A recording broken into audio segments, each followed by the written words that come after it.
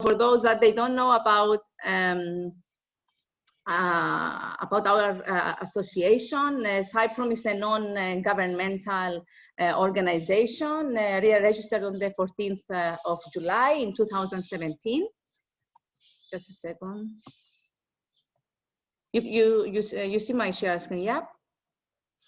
CYPROM has 40 members, Roma and non-Roma, all from different backgrounds, teachers and researchers, housewives, lawyers, social workers, trainers, and students.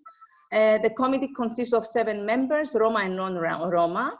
The aim of CYPROM is to improve the situation of Roma in Cyprus in the following 4 domains: in the education domain, in welfare domain, in housing domain, and in employment domain. Moreover, one of the main aims of CYPROM is to fight against racism and discrimination and to promote social inclusion within the Cypriot society. In order to enhance, of course, self-awareness, CYPROM is planning to collaborate with other NGOs in Cyprus and in Europe who have been displaying a variety of actions and projects for integration.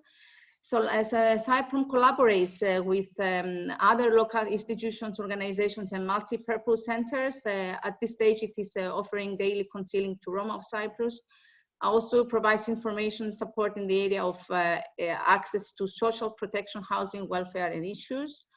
We help with translation of legal documents, invitations, interpretation, social welfare applications and appeals, identity application, housing issues, access to education and training, and racism, as I said before, racism and discrimination issues. We try to promote empowerment and participation of Roma. We organize events, celebrations, activities, film screens, and lectures.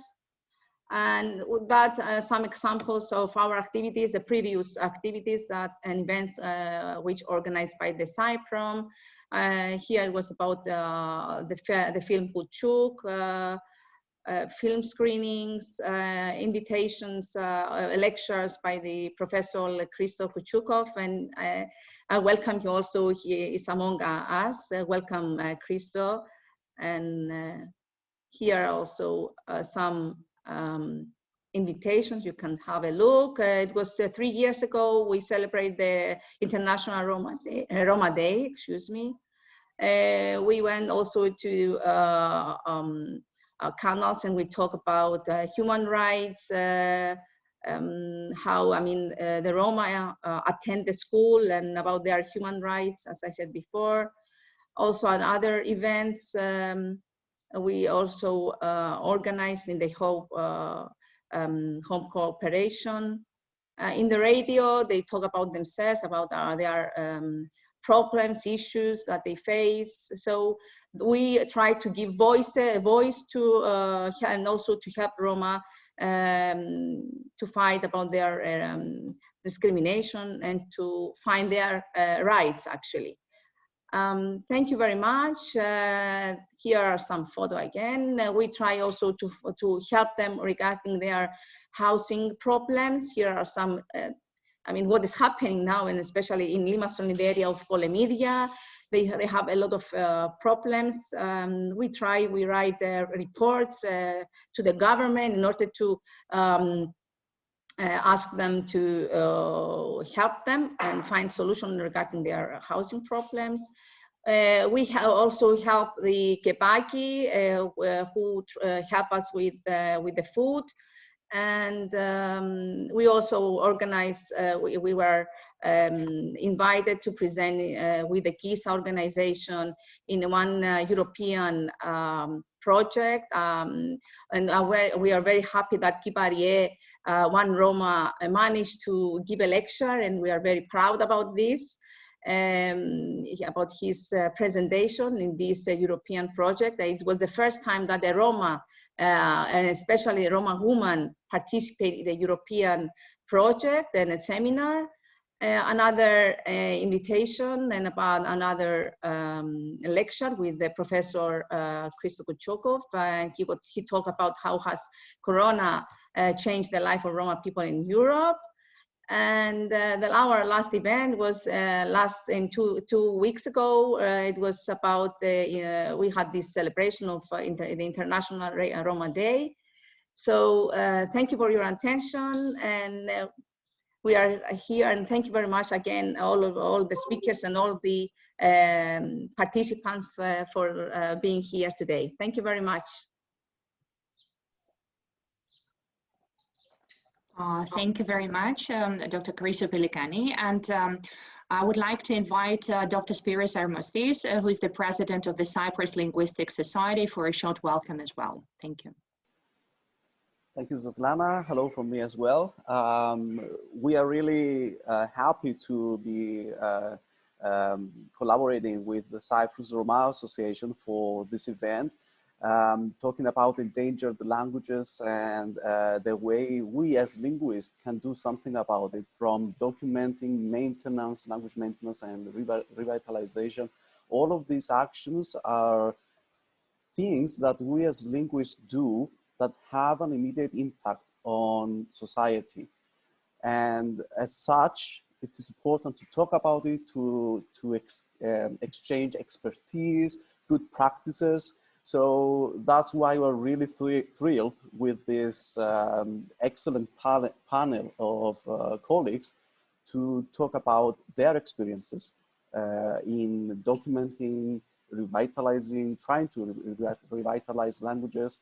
So I will say no more. I'll give the floor to our first speaker to hear about their view, their experiences on this.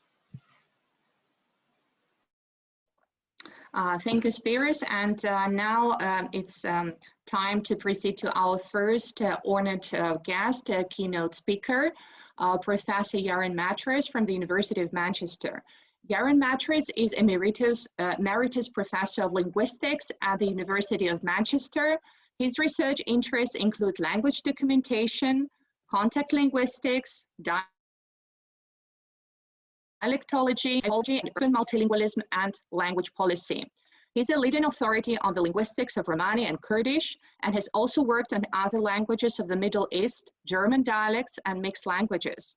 His books include Romani, A Linguistic Introduction, Language Contact, Romani in Britain, The Afterlife of a Language, and A Grammar of Domari. And it's our great pleasure to welcome Professor Yaron Matras to be with us today, and we're looking forward to his talk on commanding the Domari language of Jerusalem. Thank you very much, and the floor is yours. Thank you. So thank you for inviting me. This was a very, very short notice invitation, so I don't actually have a talk to present to you. So as we agreed, what I can do is give a brief introduction. You asked me to speak about Domari. I can tell you what Domari is.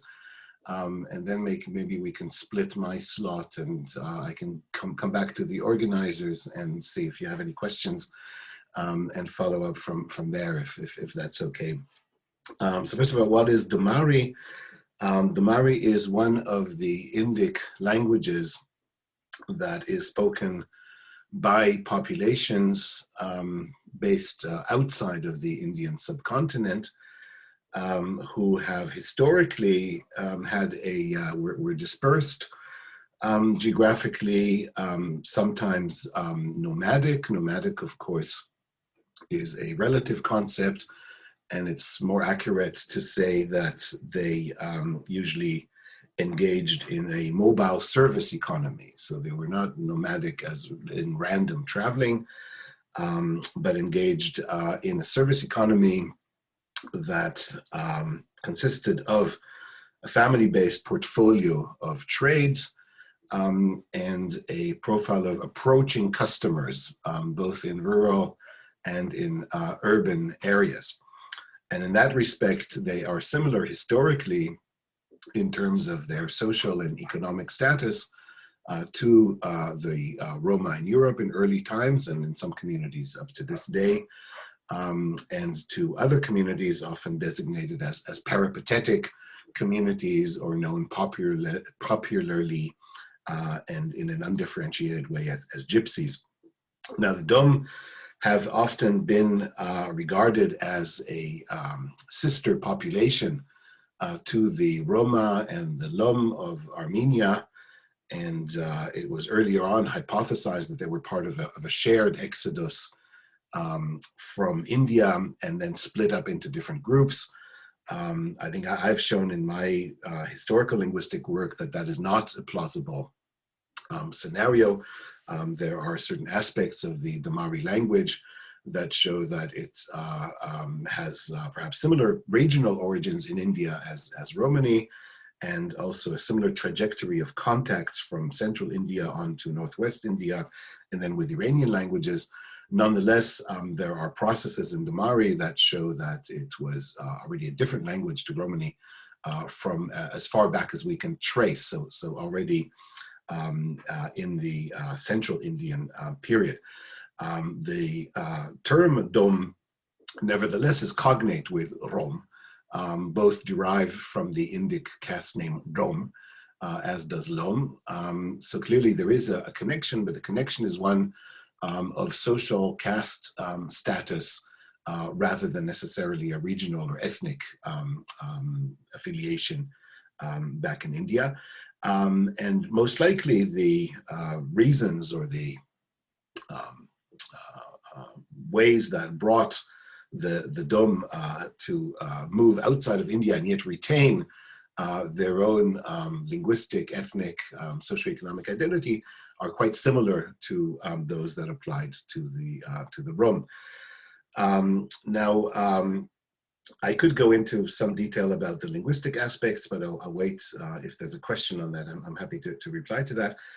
I'll just say that, you know, there are quite a few phenomena that are distinctive of Domari and also shared with Romani in terms of the configuration of inflection or morphology, for example, and so on. So the two languages share certain similarities, and what they also share is that they are very archaic in terms of their grammatical inflection compared to present-day languages of India. So they preserve quite a few features from the Middle Indo-Aryan or medieval Indian languages that have been lost in contemporary languages of the Indian subcontinent.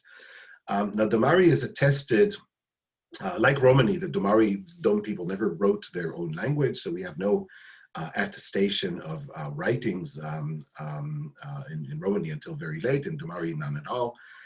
And the first attestations are from philologists who developed a kind of a curiosity, or travelers, travelers in the sense of people from Europe who came to travel through the Middle East and recorded specimens of the language. The earliest being from the second half of the 18th century from Palestine, in fact, of the very variety that I worked on later in Jerusalem. But generally, Domari is attested later on from the 19th century and the early 20th century, from as far north as Azerbaijan and as far south as northern Sudan. So that was the original spread. Nowadays, there's no accurate figures or observations, but it appears that the most thriving Domari-speaking communities, if one can use that word under the current circumstances, is in northern Syria, particularly around in the Aleppo province. However, that population is now largely consists of refugees who have left the area over the past 10 years. And there are Domari-speaking refugees in refugee camps in southeastern Turkey, and quite a few communities in Western Europe who've been now there for the past 10 years or so. But it appears that in those communities, Domari is actually very much alive and is being passed on to the younger generations as well, and even small children in Western Europe are learning Domari in the family now. There are also attestations, recordings of Domari-speaking communities in Lebanon, and some in Jordan, and none, however, recent from farther north or farther south. That doesn't mean that they don't exist, but people have been on the lookout for them both philologists and linguists and missionaries, Christian missionaries who've been trying to prey on the Dom-speaking populations who are generally Muslims in those countries. And there hasn't been any reports that I'm aware of over the past 20 years of speaker communities elsewhere. As for the Dom of Palestine, as I said, their language is the earliest documented from the second half of the or late 18th century already, and then the first for which a grammar sketch and a lexicon was put together by a British archaeologist working in Jerusalem in the early years of the 20th century. Now, Jerusalem is my hometown. That's where I grew up. I was never aware of a community of Dom in that city, not until I went to Europe to study and read about them.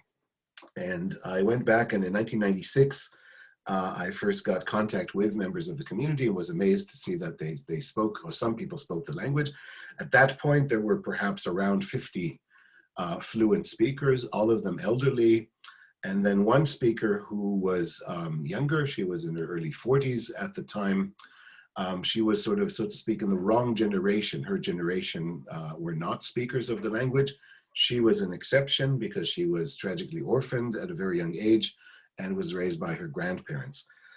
This speaker, and I'm not going to name her because I don't have permission to name her, but is somebody who's a very close friend and has worked with me also very closely on the grammar, is now the only speaker of the language. We reunited, we worked together for several years on the language and had frequent contact. We reunited again after a pause of a decade some years ago. The others were elderly and have now passed away. So that means that the basically Palestinian Domari no longer exists. There is really the last speaker syndrome now. There were speakers along the coast in Gaza. They became refugees in 1948, settled in refugee camps in Gaza. And I had some encounters with them some years ago, and there were some elderly people who spoke the language, but it wasn't passed on. And there were also refugees from Jerusalem who left in 1967 and moved to Amman in Jordan. I've had contacts with that population too, but there too, the language was not passed on to the younger generation. So Palestinian Domari, as described by McAllister in the early 20th century, and as I've described in my work, is now pretty much extinct except for one single speaker. So I'll just say that in my contacts with the community, my agenda was to document the language because the fragmented documentations that we had gave just kind of a glimpse of the language. There was still much to do. And I was interested in particular in the historical links with Romani. And I think that much of the data that I collected and going way beyond, far beyond what McAllister had done a century earlier, showed quite a bit about, illuminated connections with Romani, and much of my historical work and reconstructing the historical roots of Romani has been informed by my work and the data that I collected on Domari. And I think there's certain explanations.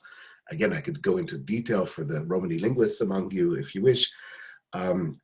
But it's explained in my works. Certainly, I think that reconstructing the past tense conjugation in Romani would not have been possible without the data collected on Domari.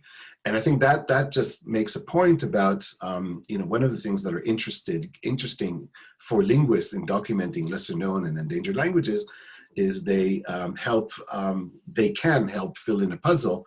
Certainly for languages that have no, recorded history and recorded documentation in terms of historical reconstruction. I also, having had that privilege of having an earlier documentation by McAllister, was able to look at the transformation of the language within a century, and McAllister's documentation indeed was followed about just over a century after the very first documentation of Domari, which was also of the same group in the West Bank of Palestine. So we basically have the luxury of, for an undocumented language, of actually 2 centuries of at least glimpses into its development. There's some that we can extract from McAllister, less so from Zaytsen's 18th century documentation, but nevertheless, the picture that we get is one of a rather volatile vocabulary in terms of the contact development. So the stuff that Zaytsen collected still under the Ottoman Empire, there was a lot of use of Turkish vocabulary, which is not very much found in McAllister's, even though it was still Ottoman Empire there. And the impact of Arabic is clear in McAllister's vocabulary, but nowhere near as much as in the materials that I've collected. So within a century, we see that the progression, including infiltration of inflectional categories and others. So quite interesting from the point of view of kind of language contact. It was also interesting for me to work on Domari in terms of theoretical insights into language contact. Everybody in all Domari populations are bilingual, obviously, and even those speakers that I interviewed who still spoke the language at the time lived in multi-generational households. And since younger people didn't speak Domari and only spoke Arabic, there was virtually never a conversation that was monolingual in Domari, because even 2 elderly people speaking Domari in the home were always surrounded by younger people who spoke Arabic. So that means that younger people were exposed to Domari, had some passive knowledge, but it also means that no conversation could ever take place that was strictly only in Domari. So the impact of language contact is massive. And in fact, I've argued that when documenting Jerusalem Domari, you cannot separate between the two, because using Domari requires active recourse to Arabic, including Arabic inflectional paradigms and so on. It's beyond code switching. There are certain elements of Arabic, including again inflectional paradigms, that are a vital component. And so when you write a grammar of Domari, you inevitably have to, you include conjugations of Domari verbs. You have to also include Arabic conjugations. It becomes a sort of a hybrid grammar. And if you look at my Domari grammar, you'll find entire paragraphs. You say, well, this is not Domari, this is Arabic. But you cannot just treat it as code switching, because there's no other way to say that in Domari. So that gives also more insights. I began to write the grammar while I was a guest at a research institute in Australia that specialized in the documentation of endangered languages at the time. And the researchers who were working at that institute were under instructions there. I mean, their philosophy of documentation was, when you document an endangered language, you filter out all the code switches. You don't include them. And if the speaker's code switched, you go back to them and you say, well, how would you say that in your language? And I said, well, in that sense, writing a grammar is a linguist's construction. It's not really a representation of reality. Representing the reality of how people communicate in Domari means inevitably including the Arabic component. So I kind of benefited from that experience in terms of some theoretical insights into language contact. And finally, by way of kind of revitalization, I encountered a situation where nobody was interested in revitalizing the languages, or even preserving it for the community. I offered many times to use some of the materials that I collected and transfer them in such a way that they should be available to the community. But there were other priorities. One has to understand this is a very poor community, suffering double discrimination for the Palestinian Arabs amongst whom they live. They're gypsies. Once they leave East Jerusalem, they're regarded by the Israelis as Palestinians. So there's really nowhere for them to go there. Some of them had the ambition to actually align themselves with Israel for a while. And for a while, they set up a website, saying we are the gypsy community of Israel. Then it changed and they put up a Romani flag. So there's a lot of negotiation of identity. But we're talking about 3 or 4 people. Most of the community are not actually involved in those conversations at all. And the issue of preserving the language was just never an issue. So that's as much as I can say by way of introduction. And if we still have a few minutes time, I'm happy to address any questions that the organizers might have. Right. Thank you very much for a great presentation. I think that we can leave all the questions at the end, till the end of our event. But please, if you have any questions,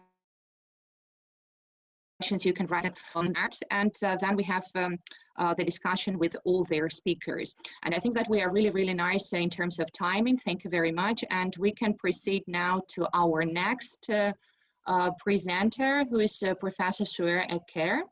I hope that I'm pronouncing in a correct way. So Professor Süer Eker received his PhD degree in 1998 under the supervision of eminent Turkolog Professor Dr. Talat Tekin at Hacettepe University.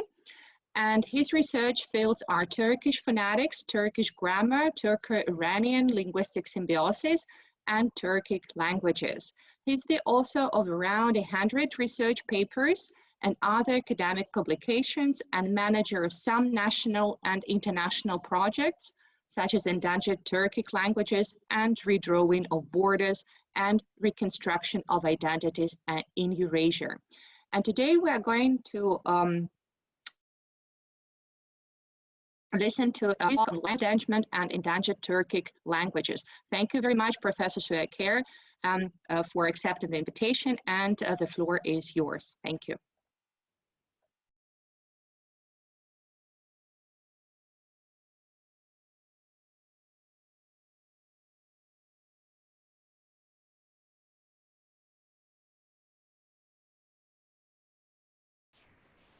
I'm sharing my presentation. Is it okay? Is there any problem? We can see it, but if you can start the slideshow, probably. Okay. Thank you very much.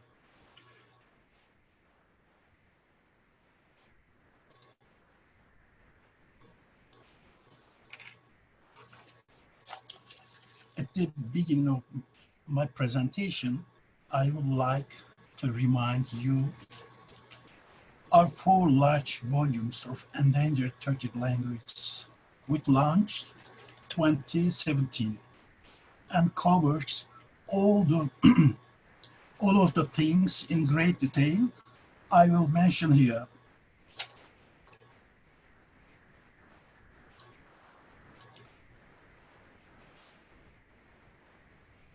In this project, many researchers and Turkologists from nearly 30 countries, including eminent academicians such as Irina Nevskaya, Marcel Erdal, Lars Johansson, Eva Chato, contributed to the project of the endangered Turkic languages. A work 2,500-page, which sponsored by the International Turkic Academy and International Türk-Kazakh University. Shortly before I attended the meeting, I saw on the Amazon website that this set is sold for $1,200.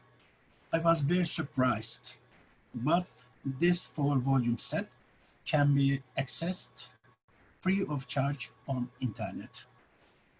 You see the link. As you know, the phenomenon of language has been a communication tool that humanity thinks and tries to understand since the beginning of written history. Thinkers, scientists, and holy books were deeply interested in the first human in the earth and birth of emergence of language. The holy books say that language was taught by God, the prophet Adam. The story of the Tower of Babel, which also mentioned in the holy books, is in a way one of the first explanations about the birth of different languages. But from ancient times up to today, there has been no answer to these questions in the minds of humanity. But it's clear that and certain that human languages are the most important carriers of civilization and intangible cultural heritage.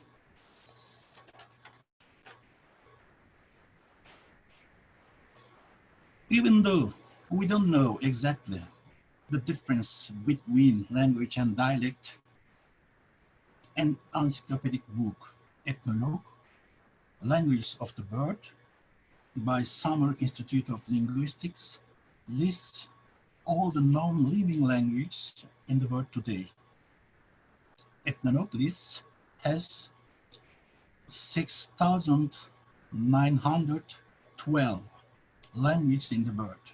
This is the most comprehensive listing of information of its kind. Language is a part of ecosystem, as you know. Therefore, it can be compared to language diversity to biological diversity.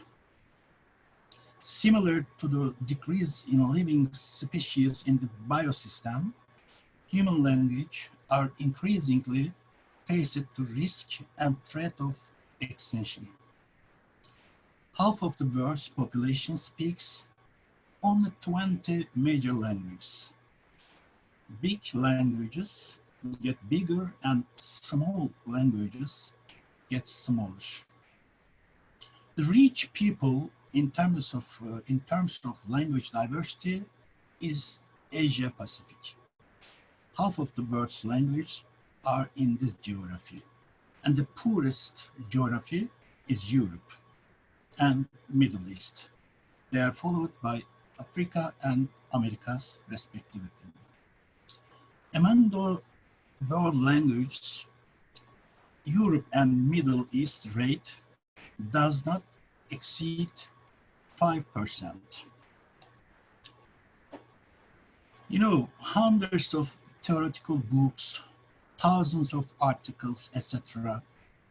on the endangered languages issued, published. There are countless scientific studies. In this presentation, instead of repeating the topics already studied, I would like to draw a general framework regarding the endangered Turkic language. As it's known, although Turkish language are accepted as a member of the Altaic language family, Altaic language are a weak theory in scientific terms.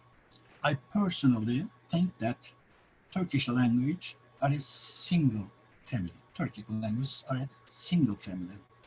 This family consists of 25 written languages with a minimum 200 million speakers and numerous spoken languages.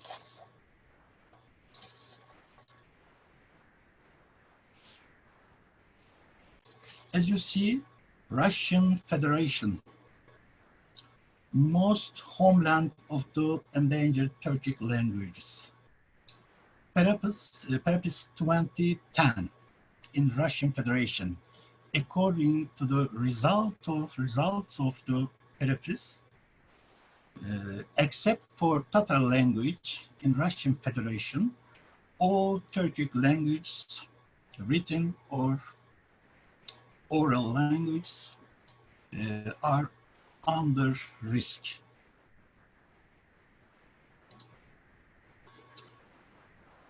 You know, Lars Johansson classified according to speaker numbers language into two categories: large language, small language. As you see on the slide, except for Turkish, Uzbek, Kazakh, Azerbaijani, Turkmen, which have official language in their own states. These languages are not under endangerment. At the other hand, on the other hand, South Azerbaijani Turkish, and Uyghur language, depending on the demographic possibilities, the demographic features, they are not under risk, danger risk in short term. But we don't know what happens in China. Maybe in the near future, Uyghur language will be go under risk. In Russia, Mr. Putin issued some decrees about minority languages. According to the decrees, the situation of the lesser speaking language are under more danger. Because, for example, Tatar and the other languages, mother tongues are conducted into two elective courses. So, Russia's politica to create based on one language, as you see on the picture, Mr. Putin says, in Russia you may speak any language as long as it's Russian. So, except for these languages, large language, all of the Turkic written language are under risk, as I said. You can see results of therapies. Many of them among small languages. For example, Turkic, spoken in Poland, Lithuania, and the other countries, has only a few hundred speakers. In near future or middle term, except for Tatar language, according to UNESCO, all Turkic languages except for Tatar are under endangerment, as I said. So, situation in Afghanistan and Iran and the other countries are not definite. We don't know about Turkic language spoken in these countries because we don't have enough data. But gradually, including Iran and Afghanistan, speakers of Turkic language are becoming speakers of majorities of official languages. So, in near or middle term, Turkish or Turkic language will lose their speakers. Most of them will be speakers of Russian language. Demography and other criteria about the language endangerment, you know, other things. But I would like to say that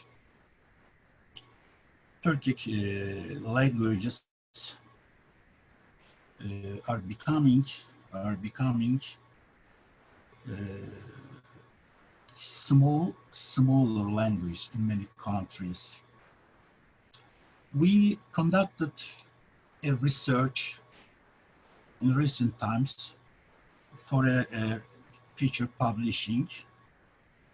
Nowadays, as I said, Turkic language have around 200 million speakers. But most of these speakers belong to Oghuz family. More than 60% of Turkic speakers belongs to Oghuz family. Oghuz Turkic family, you know, in the first rank, Turkey, Azerbaijan, official language in North Azerbaijan, Southern Azerbaijan, and Turkmenistan. So, rest of the Turkic subgroups, such as Kıpçak language, for example, except for Kazakh and Kyrgyz, all the Kıpçak language face endangering situation.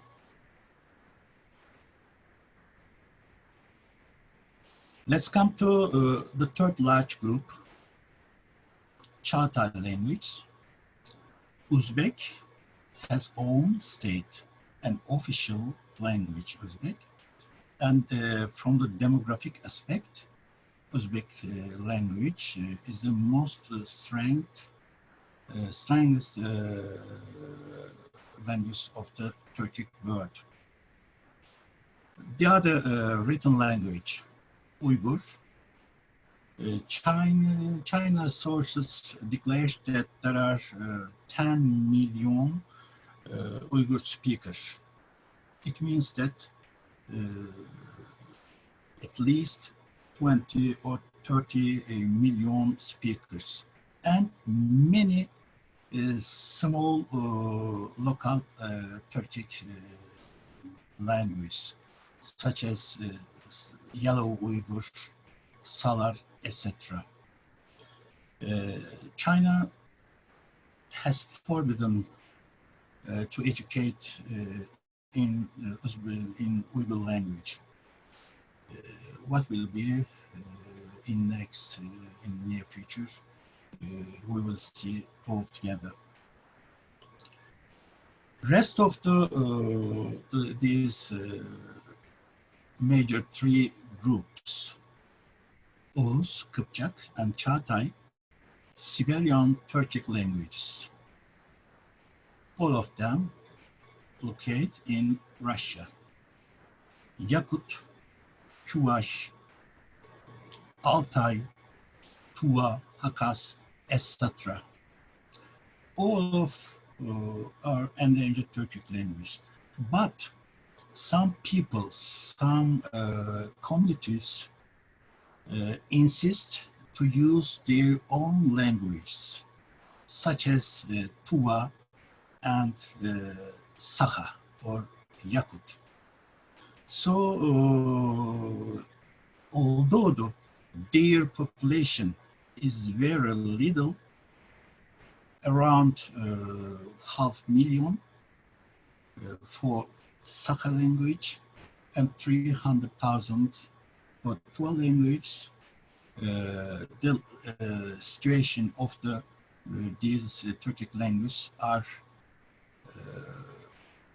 good because the people try to speak and insist on their language.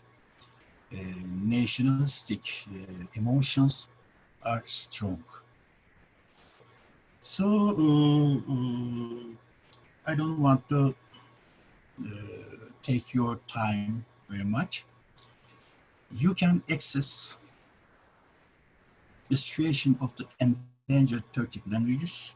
Our website, Tehlikedeki, it means endangered Turkic languages. You can easily access the last situation in Eurasia continent. The Turkic language each will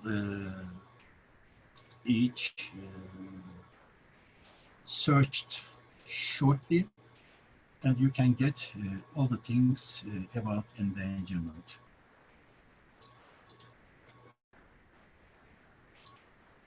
Lastly, I would like to inform you, we have an BNR journal about endangered language, especially endangered Turkic language and relative and neighboring language. We can wait for your papers on Turkic language or the other language, especially neighboring and relative language, or theoretical other works. You see some covers of our journal. And now, in a very short time, not very short time, but in July, we will publish with the guest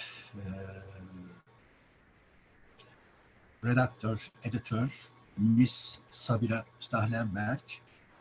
The main theme is Tatar language preservation strategies and innovative practices in the Baltic Sea region. I think this issue will be a very useful data for this meeting too. So at the end of my presentation, I would like to thank contributors and arrangers of this meeting, especially my dearest friend, mother of the Roma people, Liso Pelikani, and the Linguistics Society of Cyprus. I hope we will have good relations. We academicians are the pioneers of the good relations and common future. I hope and I pray for the success of peace and harmony and friendship. Thank you very much for your attention. Thank you. Thank you very much, Professor Süer for your very interesting presentation. You can stop sharing the presentation so that we can invite our next speaker. And our next speaker is going to be Dr. Evangelia Adamou from the National Center for Scientific Research in France. Dr. Evangelia Adamou is a senior researcher in linguistics at the National Center for Scientific Research in France. She specializes in the analysis of underdescribed languages with a focus on language contact and bilingualism. He has conducted extensive field work in the Balkans on Romania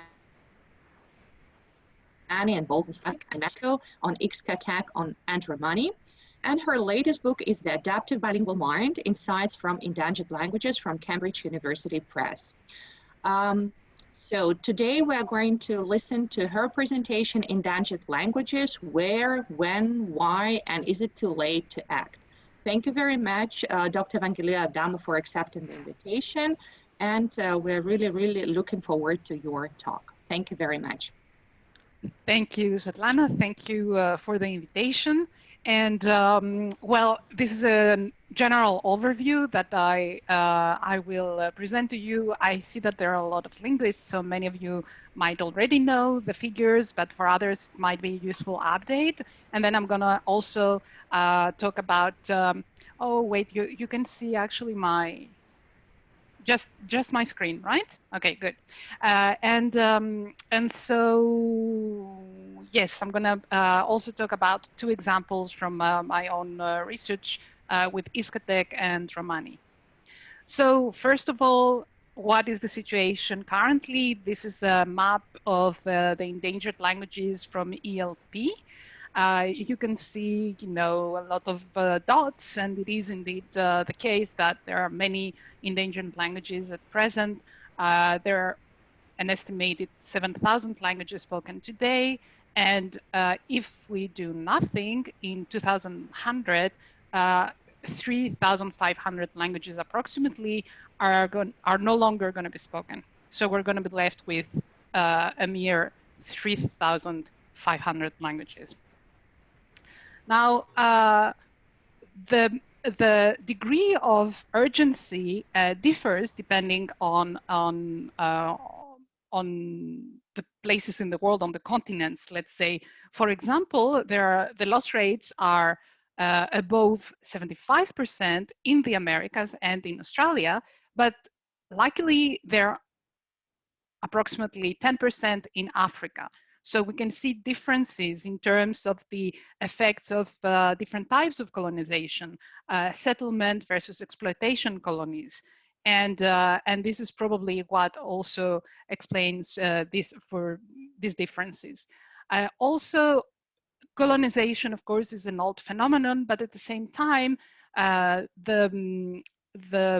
degree of endangerment and the shift of the populations to a majority language has increased in the early 20th century, and it sort of follows the spread of monolingual education.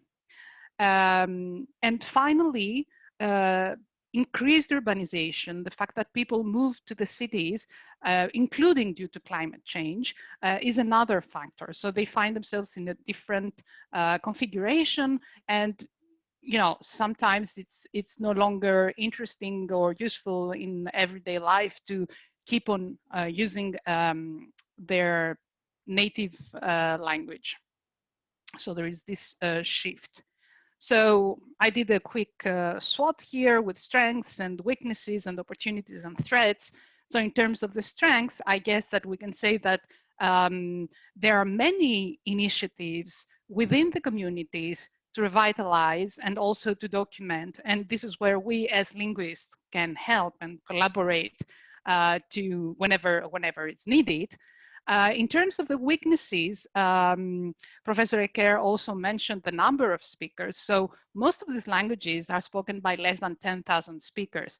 So some of them just by a few hundred speakers. If you think in terms of the pandemic or in terms of a violent climate incident, like I don't know, a hurricane, or even worse, as Professor Matras earlier mentioned about Syria and migration. All of these are destabilizing factors for such small language communities. In terms of opportunities, there is this increase in awareness. For example, the UN Decade for Indigenous Languages is starting next year. And in terms of threats is the fact that there is still racism and discrimination, and people sometimes feel that it's more comfortable for them to just shift to the majority language. They will have more opportunities.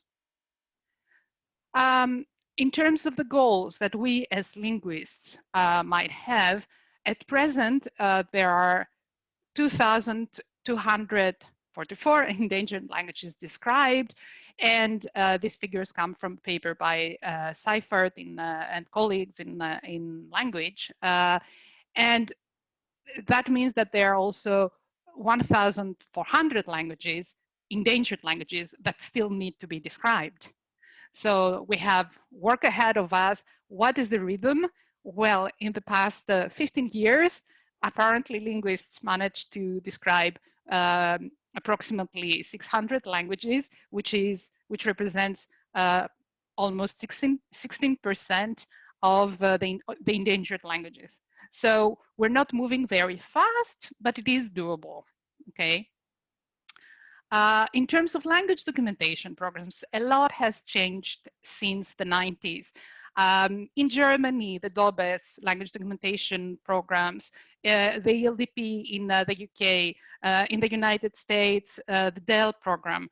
Then we have the Paradisec database for languages of the Pacific based in Australia.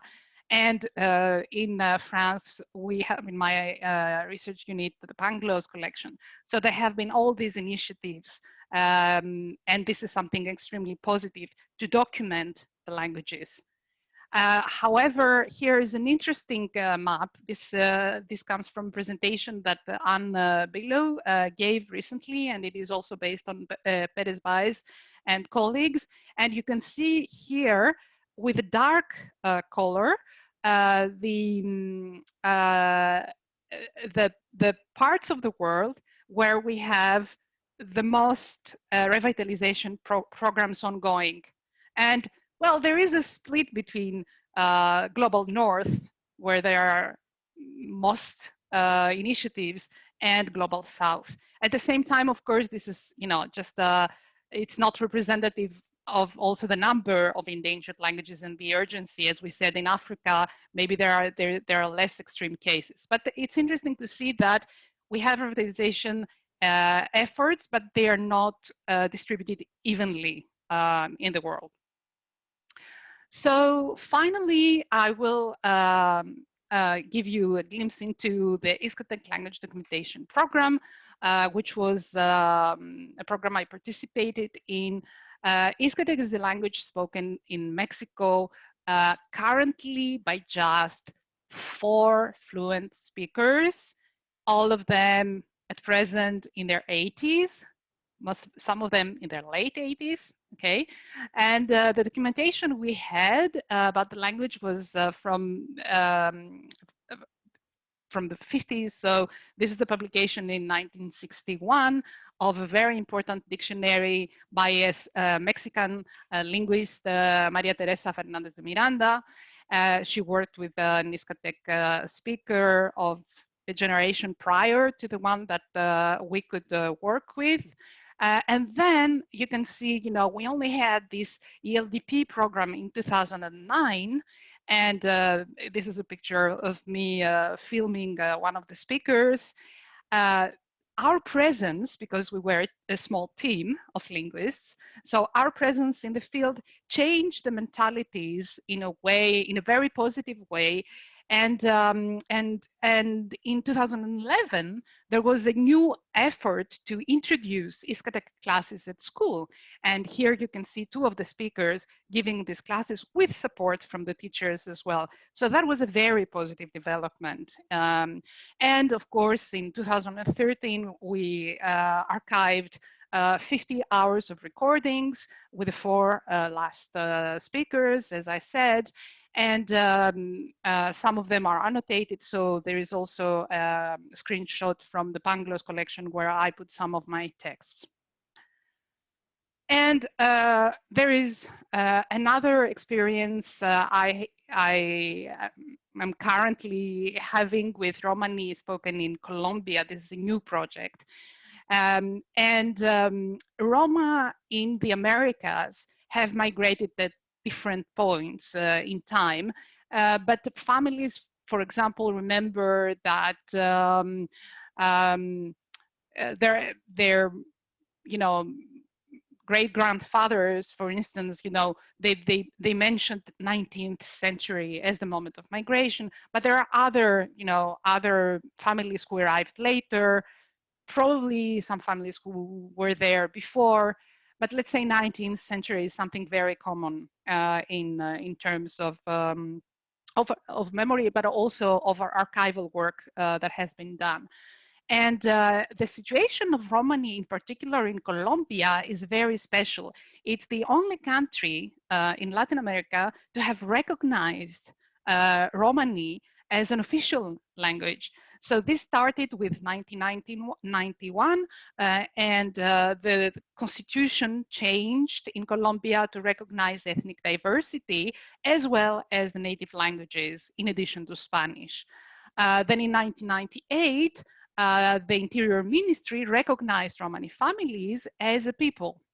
A few years later, with a lot of efforts from Romani associations, in 2010, there was a presidential decree for the protection of the cultural and social rights of the Rom people. And also the law of native languages included Romani. So this is very, very important. In terms of academic research, the Instituto Karyolemou is the institution responsible for language documentation of Romani. And we are very happy because in 2020, we signed a collaboration agreement between CNRS and the Instituto Karyolemou for the documentation of Romani, of course, in collaboration with the two Romani associations. So there you go. This was my presentation, but I would also like to seize the opportunity because I think I have the time to present to you a small video. I wanted to let you listen to the speakers' voices as well. So let me try and do that.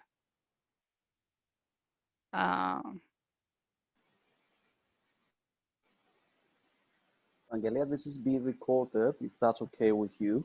Yeah, it's okay. There was consent for the,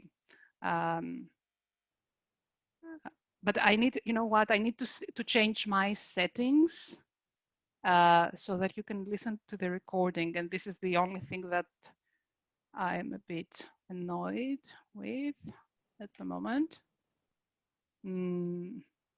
Okay, maybe I won't manage because I can't find my,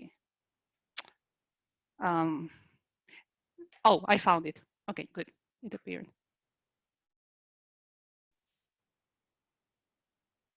Let me know if you listen, okay?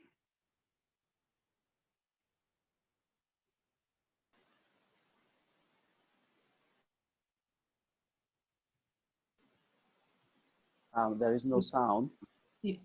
No sound? Yes, when you share it, you have to add also share your the voice. So you have to stop the sharing, and when you will do again, you have to. Yeah, there is a checkbox for sharing Yes. sound also, yes.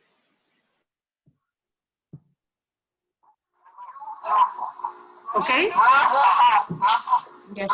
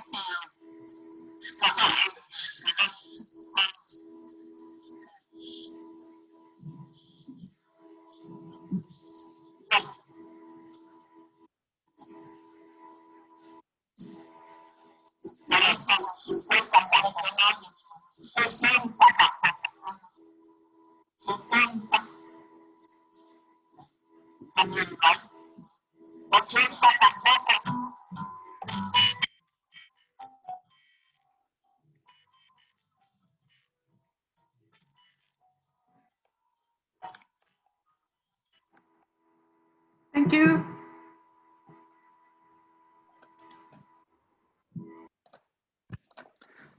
Thank you very much for a very interesting presentation.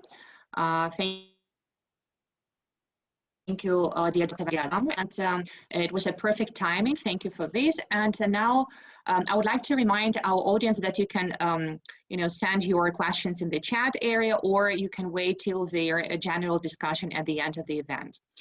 And now we are ready to proceed to our next invited speaker, who is Dr. Marilena Karyolemou from the University of Cyprus. She's an associate professor of linguistics at the University of Cyprus. Since 2007, she's the member of the Committee of Experts for the revitalization of Cypriot Arabic. And since 2013, she's responsible for the research project aiming at the documentation and revitalization of Cypriot Arabic at the Ministry of Education, Culture, Sports, and Youth. Dr. Marilena Karyolemou is also a member of the Scientific Committee of the Center of Excellence for Multilingualism and Language Policy of the National and Kapodistrian University of Athens, and responsible for the section Multilingualism in Cyprus of the Observatory of Multilingualism since 2020. She is also a founding member of the Cyprus Linguistics Society and Cyprus Association for Bilingualism. And today we are going to listen to her talk on reviving Cypriot Arabic in the era of globalization. Dear Dr. Marilena Karyolemou, thank you for accepting the invitation, and we're looking forward to your talk. Thank you very much. Thank you, Svetlana, for this introduction. Thank you very much for the organizers for inviting me to talk about the work we have been doing with Cypriot Arabic.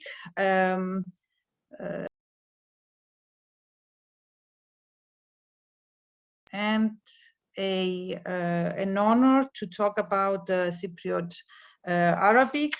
What I will present after a small introduction is not an exhaustive, account of what we have been doing for the past 12 or 15 years in order to support and revive Cypriot Arabic, but just tentatively some points of the most important actions we have undertaken, and of course we could come back and discuss anything you would like, any point you would find of interest. So reviving Cypriot Arabic in the era of globalization, and the question mark, as we will see at the end of this presentation, is a very important element of this presentation. Let me start first of all by saying that for the past year or so, people have been suffering from the consequences of the pandemic, and in some parts of the world they have been suffering more than in others. This is the same thing for languages. Some languages have suffered and suffer more than others, and endangered languages suffer from this situation because we have been, unable to support them the way we used to do and the way we should do because of the restrictions and the requirements for social distancing, which are the worst enemy of revitalization. So we have been unable to continue our work on supporting Cypriot Arabic, either concerning our work on the development of the archive of oral tradition. We have been also unable to offer the language courses we usually offer during the year and during summer. And although it is true that the pandemic was an occasion for us to also revise our way of teaching and viewing teaching an endangered language, we also had the occasion to accommodate the new situation by offering online courses, but we still feel that the pandemic was a big drawback to our efforts to support the language. So having said that, I will just say a few words about, the community in case that somebody does not know what language is this and what is the community that speaks the language.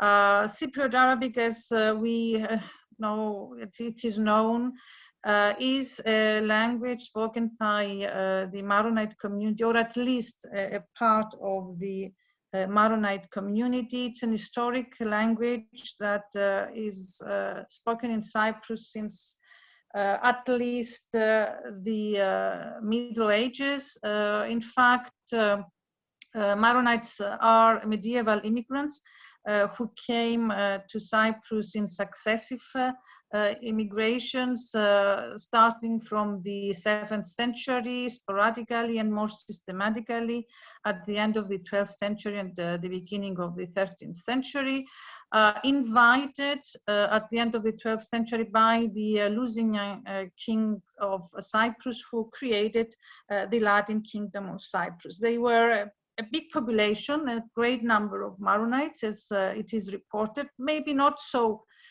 big as historical texts tend to tell us, but quite a few. Some of them, a few, were collaborating with the Lusignan king's secretaries because they knew very well Arabic, and Arabic was very useful language in communicating with the Middle East, not only because it was the language of the Arabs who had conquered part of the Byzantine Empire, because it was also the language of Eastern Christianity. A lot of Christians in the Middle East were speaking the language.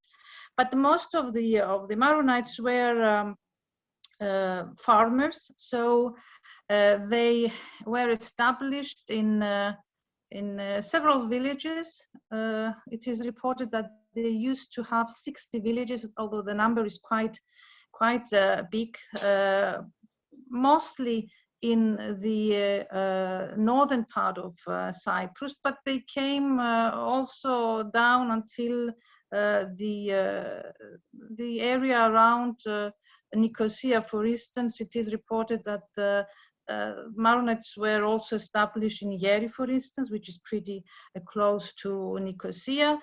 And gradually their population diminished because of adversities and because of conflicts between the Greek Orthodox population, which was the majority on the island, and also because of adversities after the Ottoman occupation of the island. So this population speaks an Arabic variety, which is considered to be today an indigenous Arabic variety, which means that it is the only Arabic variety which is linked very closely to Cyprus. It is a small minority language today, by all means. It is spoken by around 800 speakers, although we only have estimates and not, the exact numbers. Out of approximately 5,000 members of the community, and all the speakers originate from one village, one Maronite village. There are 4 villages today, all in the occupied area of Cyprus, in northern Cyprus. And they are mostly people of some age, that is of 60, 75, 55, 60 years and up. So it is a population that is aging. Cypriot Arabic is considered to be a peripheral variety of Arabic, in the same group of Arabic varieties as the varieties of Arabic spoken in some areas of Turkey, as Maltese also, and in fact it is the second European variety of Arabic, so it is part of the cultural area of Europe. And it is the only Arabic variety that has evolved in close contact with Cypriot Greek for several centuries, and therefore has acquired several very interesting features that are to be found only in this variety. We could speak about them after the end of the presentation. Now, this is a language of oral tradition, which means that we have no written texts that allow us to see how the language has progressed throughout the centuries. It is, of course, as an oral language exposed to more exposed than other languages that have a written form. It was a language restricted to intra-communication. It was only used within the community of Kormakidis, the only village that used to speak the language. And after 1974, when the Maronites moved from Kormakidis and were settled in southern Cyprus, they stopped, of course, using the language among them so often on everyday basis, because they didn't have the chance to, see each other and talk to each other on a daily basis. Since 1992, the language is considered to be by UNESCO as a severely endangered language. The displacement and the dispersal of the population after 1974 has accelerated the process of language shift. Many mixed marriages were also the result of this displacement. And the Maronites, who always, of course, had an education in Greek, even in their village, even when they were in Kormakidis, the primary school there used to be held by Greek-speaking or Greek teachers, and so the children learned Greek already in their villages. But even more, this became, something normal to be integrated into Greek schools and have an education in Greek. So all these factors had as a consequence that the parents ceased to transmit the language to their offsprings, and even sometimes ceased to speak the language between them, if they were from the same village, if they were from Kormakidis, and much more when we had to do with mixed families where one of the two parents was a Greek Cypriot. The result is that practically under the ages of 30 or 35, we have no active speakers of the language, and no native speakers under the ages of 35 to 40, which shows very well that the crucial event in the life of the language, to use an anthropomorphic term, was the exodus, the displacement from Kormakidis. Now, let me now come to the revitalization process, what we call the plan of action, the action plan to support the language. And I will be talking about the actions that were financed mostly by the Ministry of Education, Culture, Sports and Youth.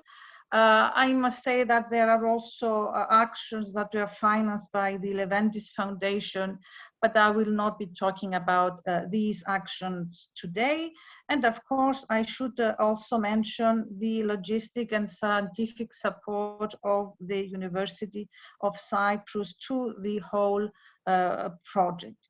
Now, since the title of the event today makes the distinction between language documentation and language revitalization, this is, I must say, an accurate distinction, because although sometimes we tend to, confund between language documentation and language revitalization, these two things are not the same. Language documentation is an answer to what we don't hope to see happen to a language. This is the worst case scenario of language loss, when we know that the language will not make it, either because the conditions or the ecology of the language does not allow us to be optimistic about its future, or because the speakers are either assimilated or are dying. Then what we do is that we document the language.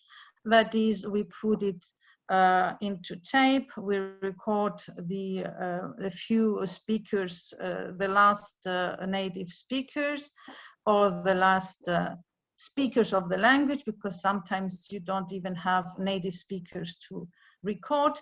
And we keep these vanishing voices on record, so that if somebody someday wishes to go back and see what this language was about, how was its structure, its lexicon, its grammar, etc., we'll be able to do that. So language documentation is that you put a language on tape, and then of course you can go and sleep and nothing will happen, unless you put documentation at the service of language revitalization. This is something we have been doing in the case of Cypriot Arabic by extensively using language documentation, either to describe some grammatical phenomena that are under-described in the linguistic literature on the language, or to extract and use narratives that helps us give examples of the life in the village, of the culture of Kormakidis, and we might, if we have time, give some examples of these two functions of language documentation. Let me say that we have been building an archive of oral traditions of Cypriot Arabic, as we call it, by means of ethnographic interviews according to a thematic protocol with native speakers of Sana, most of whom, all of whom are from Kormakidis. Most of them are what we call enclaved people, that is, people who decided to stay in Kormakidis even after 1974, or who returned recently to Kormakidis to live there permanently. So we have currently more than 200 hours of recordings, and we keep enriching this archive, our aim being to in fact record, and this is at the same time very pessimistic, record all the active speakers of the language. It means that there are not so many, and so we will be able to record them at a fairly short time. Now, language revitalization, on the other hand, is about regaining and restating a language in areas of communication it has been ousted from by a more powerful language. For instance, if Cypriot Arabic was previously used as a language of family conversation or communication, and it is not used anymore, revitalizing it would be to act in such a way that people start using it again as a family language. It is also try to increase the number of speakers. That is, if we see that the language is limited to a portion of the original population, try and convince also others, members of the community, to learn and speak the language, or also extending the age range of speakers. That is, if we see that speakers are all 60 years and up, try and convince the younger generations to learn and use the language, even if as a second or a foreign language. So all these actions are actions that tend to revitalize a language.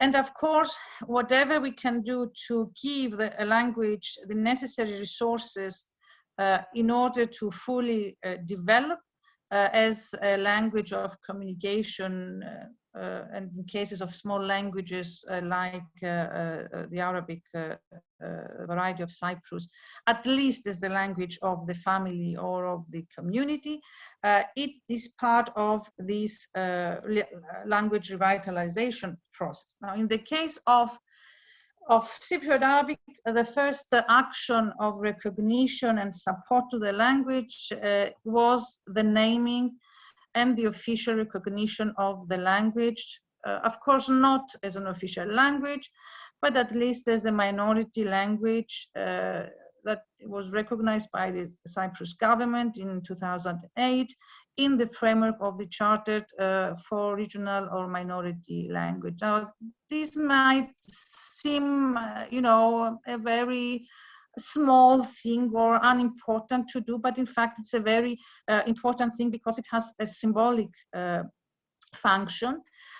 Because naming the language, saying that we have Cypriot Arabic or Sanna as the speakers call their language, or even Arabica, which is the word for Arabic in Greek, is a way of giving an autonomy to a language that was previously considered to be a dialect of Arabic, and therefore in a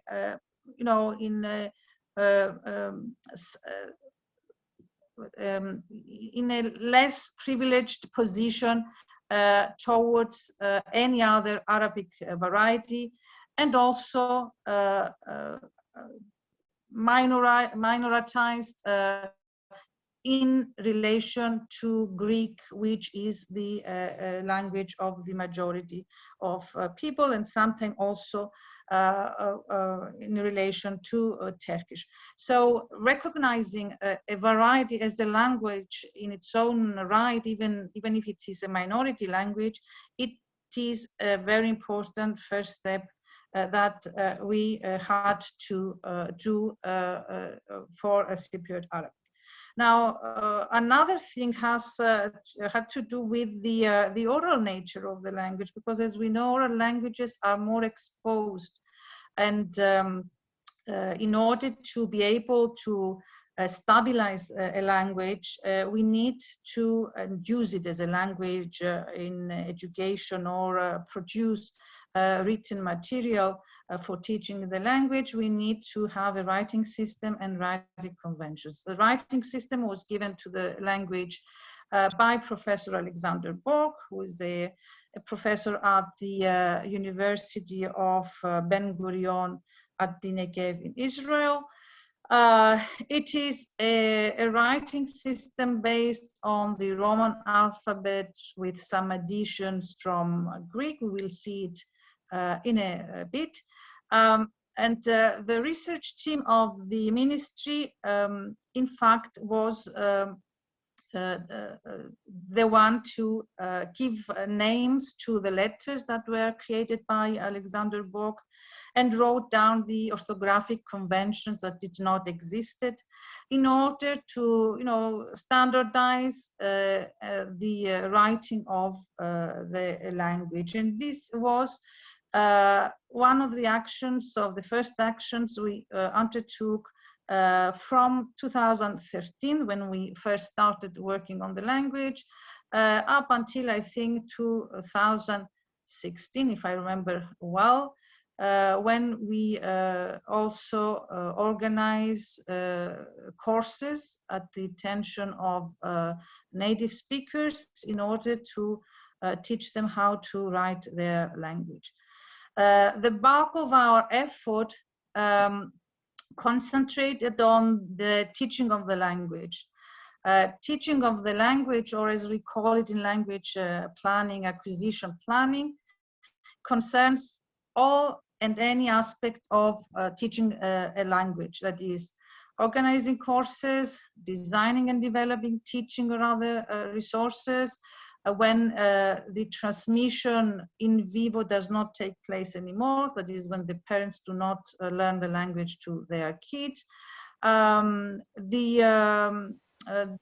preparation of the teachers or the native speakers who will work as teachers, because of course in the case of small endangered languages we lack teachers, we don't have teachers, so we prefer to call upon the native speakers of the language and you know, give them some information about how to teach the language, and send them to teach it to the children of the community.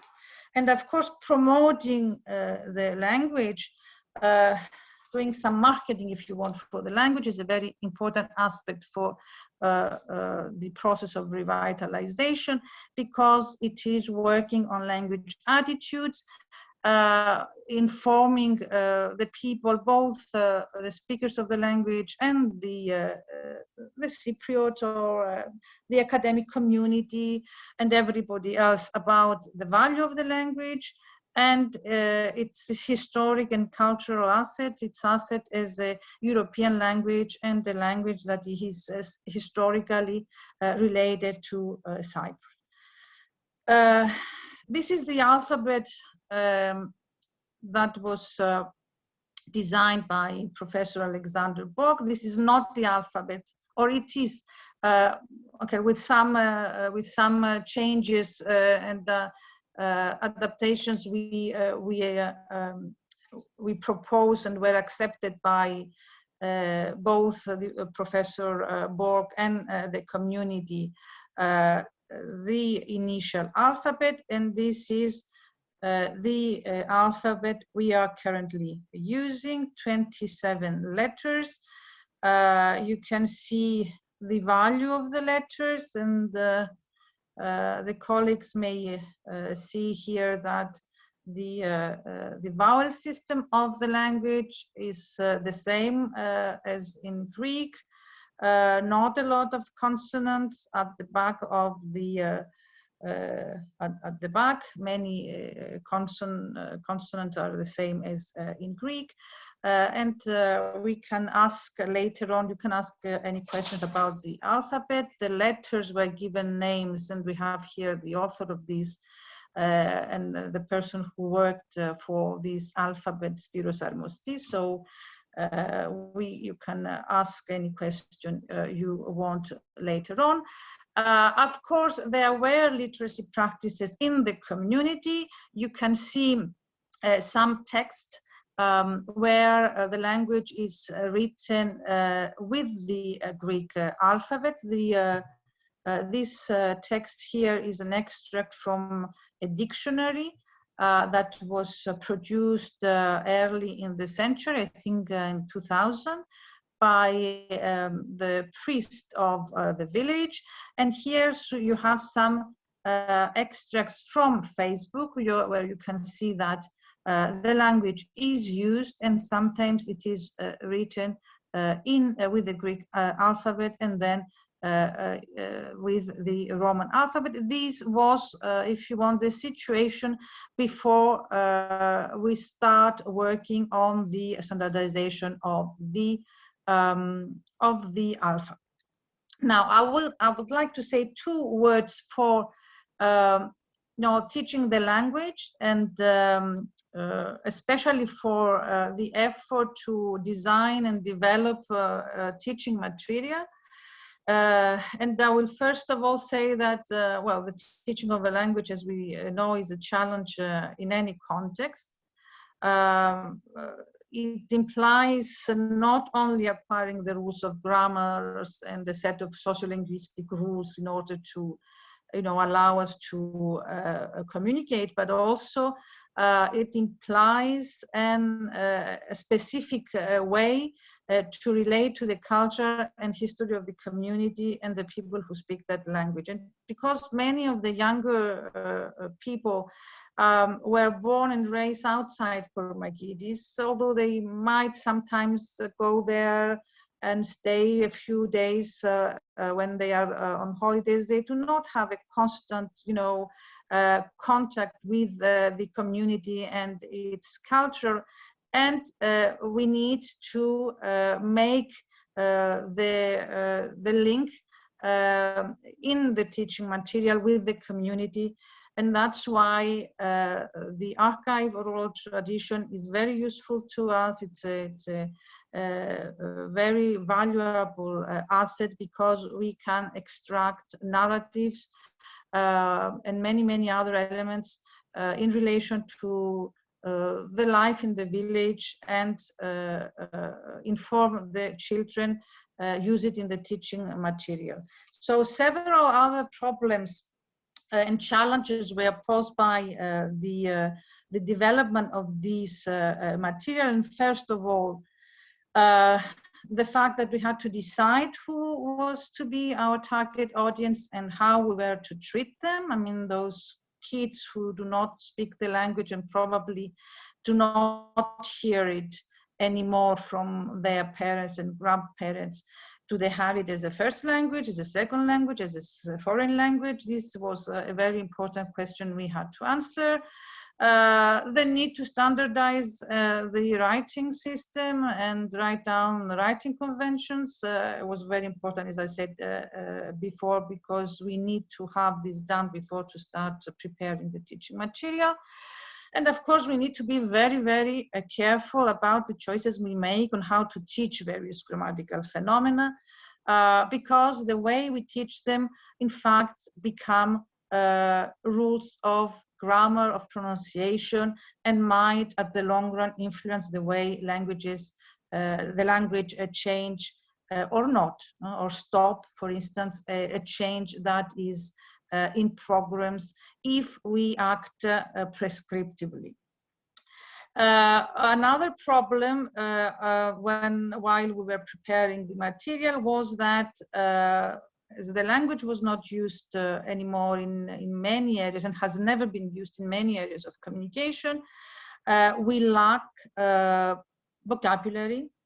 And because the variety is partially lexificated by Greek, and we have a lot of words that are integrated into the language, we needed to decide what to do with borrowings, and to bear always in mind the alternatives we could have in order to enrich the vocabulary of the language, although this was not something that could be extensively done within the framework of the design and preparation of the material. Another thing that was that many issues relating to the grammar of Cypriot Arabic had not been thoroughly analyzed, despite the very important work done both by Alexander Roth and by Alexander Borg and Arlette Roth. We ignore a lot of things about how certain phenomena and very simple ones. For instance, we were not aware of the exact behavior of the article. So, or on how, for instance, we ignore the way of certain prepositions are used in the language because we didn't have any information in the material we had in hand. So we had many times to stop the preparation and the creation of the teaching material and go back to the archive of oral tradition in order to find these phenomena, analyze them, and have a more accurate picture about how they functioned. This is what I wanted to tell you. Of course, there are a lot more things to say. I just leave you to have a glimpse into the teaching material that we are now sending for editing for children, of course.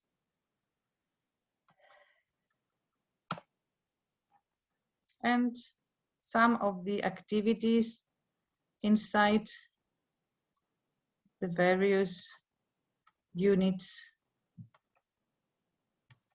and other activities with our little monsters here. And if my cursor decides to go on, I have been using also videos. Here you have a video about the traditional sweet images, photos from the village, and many, many other activities. And these are our classes in Ayos Maronos, which is the primary school where the language is taught in afternoon classes to those children that wish to know the language. This is some photos from the summer linguistic camp that takes place in Kormakidis, seminars for teachers and native speakers, and also language tasters for people who are not members of the community, young children. The primary school of Rosha in Cyprus, this is a Greek Cypriot school, and the University of Cyprus. So if we have the time later on, we can also hear a piece of oral text. And Shukran, thank you very much for listening to me.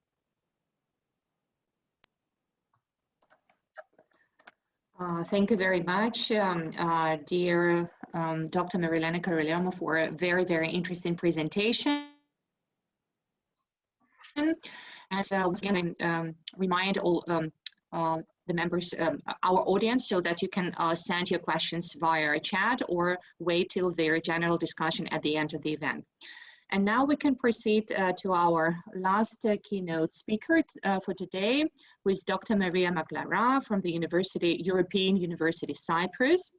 So Dr. Maria Maglara holds a PhD in Applied Linguistics and Education Policy from King's College London, which was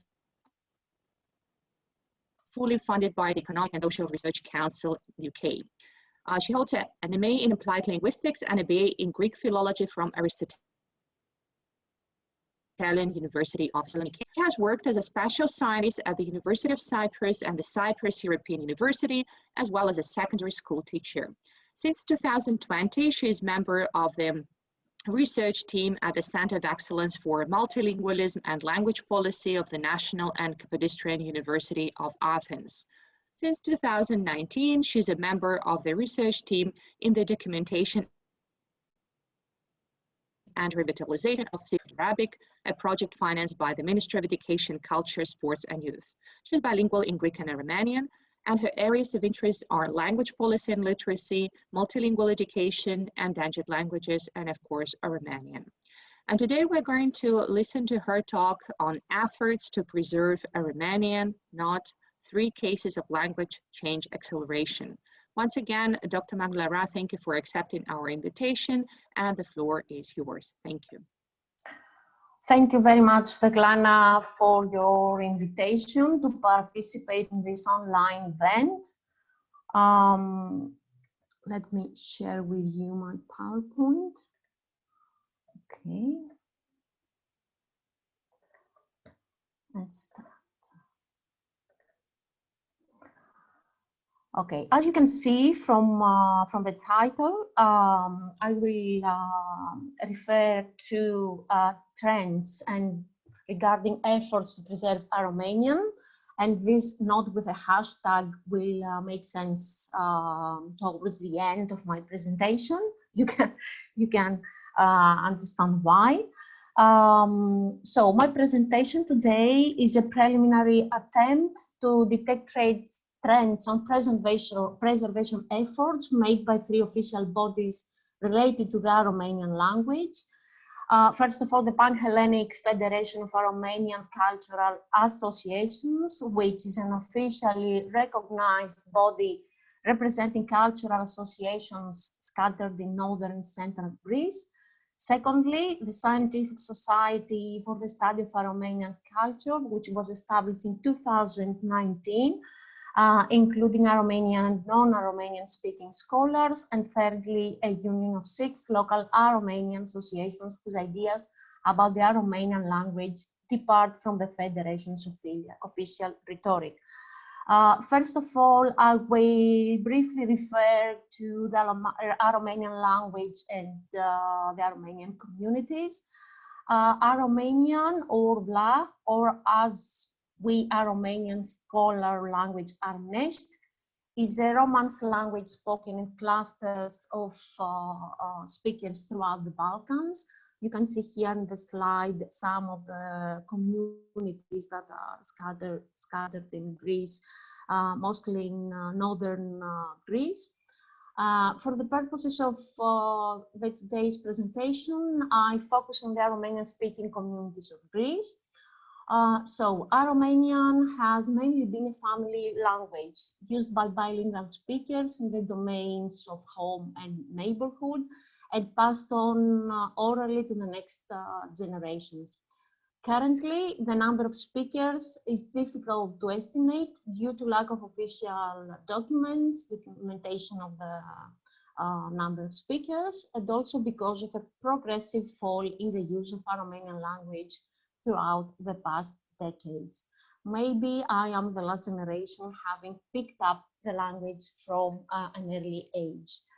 And indeed, findings of a study conducted in 2003 on the use of Aromanian in Greece are indicative of the scale of the problem. So I looked at certain aspects of derivational morphology across 3 age groups of that time, including 24 informants. So the first age group included speakers between 10 and 30 years of old. The second consisted speakers from 31 to 50 years of old, and finally in the third age group there were speakers between 51 and 80 years of old. The findings show the progressive decline in the use of certain suffixes, especially among the youngest speakers. For example, only 4 out of 19 suffixes still available in the speech of the oldest speakers were produced or recognized by the youngest informants, pointing to a rapid morphological change. Such processes are not much different in kind from other types of linguistic change. However, the wide extent and therapeuticity of linguistic change are more likely to be observed in endangered rather than in languages not threatened with extinction. The above, along with other processes, make the case of Aromanian as an endangered language. Therefore, it is of high importance to raise public awareness about the scale of the problem. And as you can understand, to me, preserving Aromanian is much more than a scientific project, because I have been listening to Aromanian since my birth, as both my parents are bilingual in Greek and Aromanian. So the first question is asked by speakers of Aromanian is to preserve or not preserve Aromanian. We all know that language death has received much attention during the last few years, as widespread concern has arisen as a result of the rapid endangerment of many languages all over the world. And I am sure that we as scholars are all interested in supporting endangered languages and making efforts to revive them or convert their decline. But what do the bilingual speakers think about that? What is their attitude towards preserving their family language? We all know communities which have taken initiatives to support an endangered language, and Marilena referred earlier on to Cypriot Arabic, which is a very good example of revitalization processes. But how about Aromanian speaking communities in Greece? How do Aromanian speakers perceive language change? Do they take initiatives to reverse language death? From this preliminary study, I have detected 3 trends. And in this presentation, I take a macro perspective angle on the speaker's language attitudes by focusing on the 3 groups that I referred at the first part of my presentation. The trends that my findings, my observations, my observations point to are 3.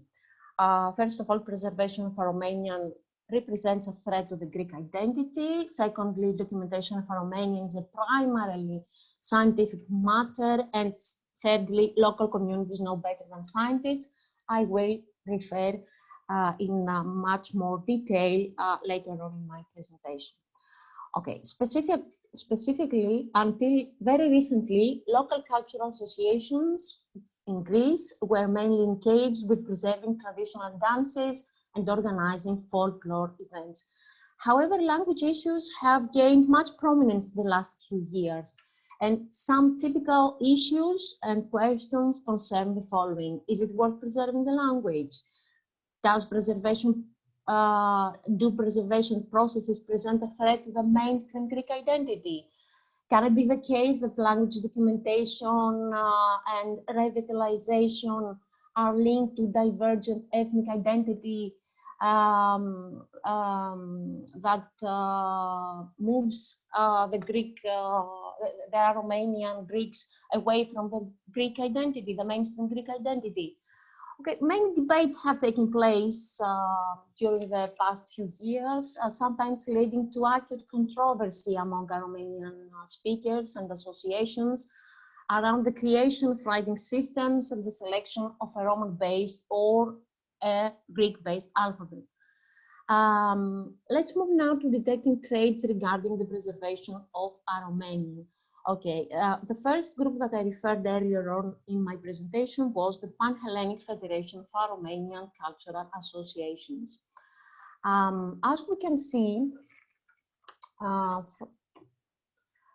supporting the Aromanian language is very low in the Federation's priorities. Although, as you can see, the relevant website lists language preservation as one of the Federation's purposes. Not only this is not supported by relevant actions and initiatives, but it's also undermined in various occasions, for example, speeches, press releases, and newspaper articles in favor of the Greek identity. And as you can see here, as you can see here in an extract of a speech taken by the website, the Federation's website. The president of the Federation uses very strong words, indicating the very strong ties in soul, heart, and conscience between Greeks and Aromanians.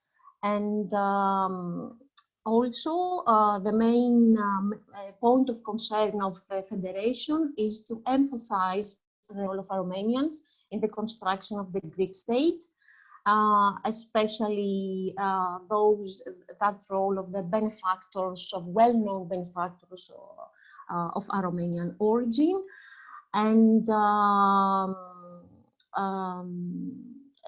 as we can see here, Aromanians are identified as the pillars of the modern Greek nation, especially as I already have said, the Aromanian benefactors of the past. And also Aromanians and Greeks are connected with common struggles. It says here, national identity is constructed in everyday life and the common struggles for a common homeland for its people. And they also put forward the idea of a common origin from the ancient Greek world and the Roman Empire. It is very interesting to see here this extract, the last one in this slide, we co-create the nation of the Greeks as we come from its source, the race of the Romans. Our own Greek nation pre-existed the Greek state, and Aromanians, sometimes Greeks. So it is very evident here the attempt to connect the Aromanian speakers to cultural and ethnic. So this of the Greek identity is closely connected to a negative attitude towards cultural diversity and bilingualism for the Aromanians. And let's have a look now at some representations of the Aromanian language. First of all, the Aromanian language is seen as a bunch of local oral dialects which are far from making a single and unifying language. It is also presented as a language with a very limited number of words and no alphabet writing system. The risk of getting extinct is not seen as a problem, but as a consequence of the modern lifestyle. As it says here, one of the people who have published articles in the newspapers, unfortunately, in African reversal languages declined due to lack of use, limited only to isolated villages. Also, any efforts for standardization are connected to hostile who allegedly intend to give minorities to the Aromanian language, especially the word minority language. The word minority is a red flag for the Federation, as it brings to mind Romanian propaganda of the past that sought to make Aromanians part of the wider Romanian state. And also the Federation, as emphatically stressed out, is opposed to homogenization and standardization practices that will essentially lead to the development of a new language, which has nothing to do with the history of the current reality of Aromanian. They also express their objection to the invention of a specific and a special writing system, and if necessary, they endorse the use of the Greek alphabet, for example, to write down the lyrics of the traditional dances. Red flag also is the use of the Latin alphabetical system, because again, it is linked to propaganda that in the past sought, as they say, to distract our common cultural heritage. What is the implication now of the above observations? The preservation of Aromanians, as the Federation says, can lead to its development as a minority language, something that is regarded to represent a big threat to the mainstream Greek identity. Therefore, bilingualism is seen as a problem rather than an asset. Moving on now to the second group, the Scientific Society for the Study of Aromanian Culture, which was established in September 2019, mainly by two Aromanian-speaking scholars, one linguist and one anthropologist.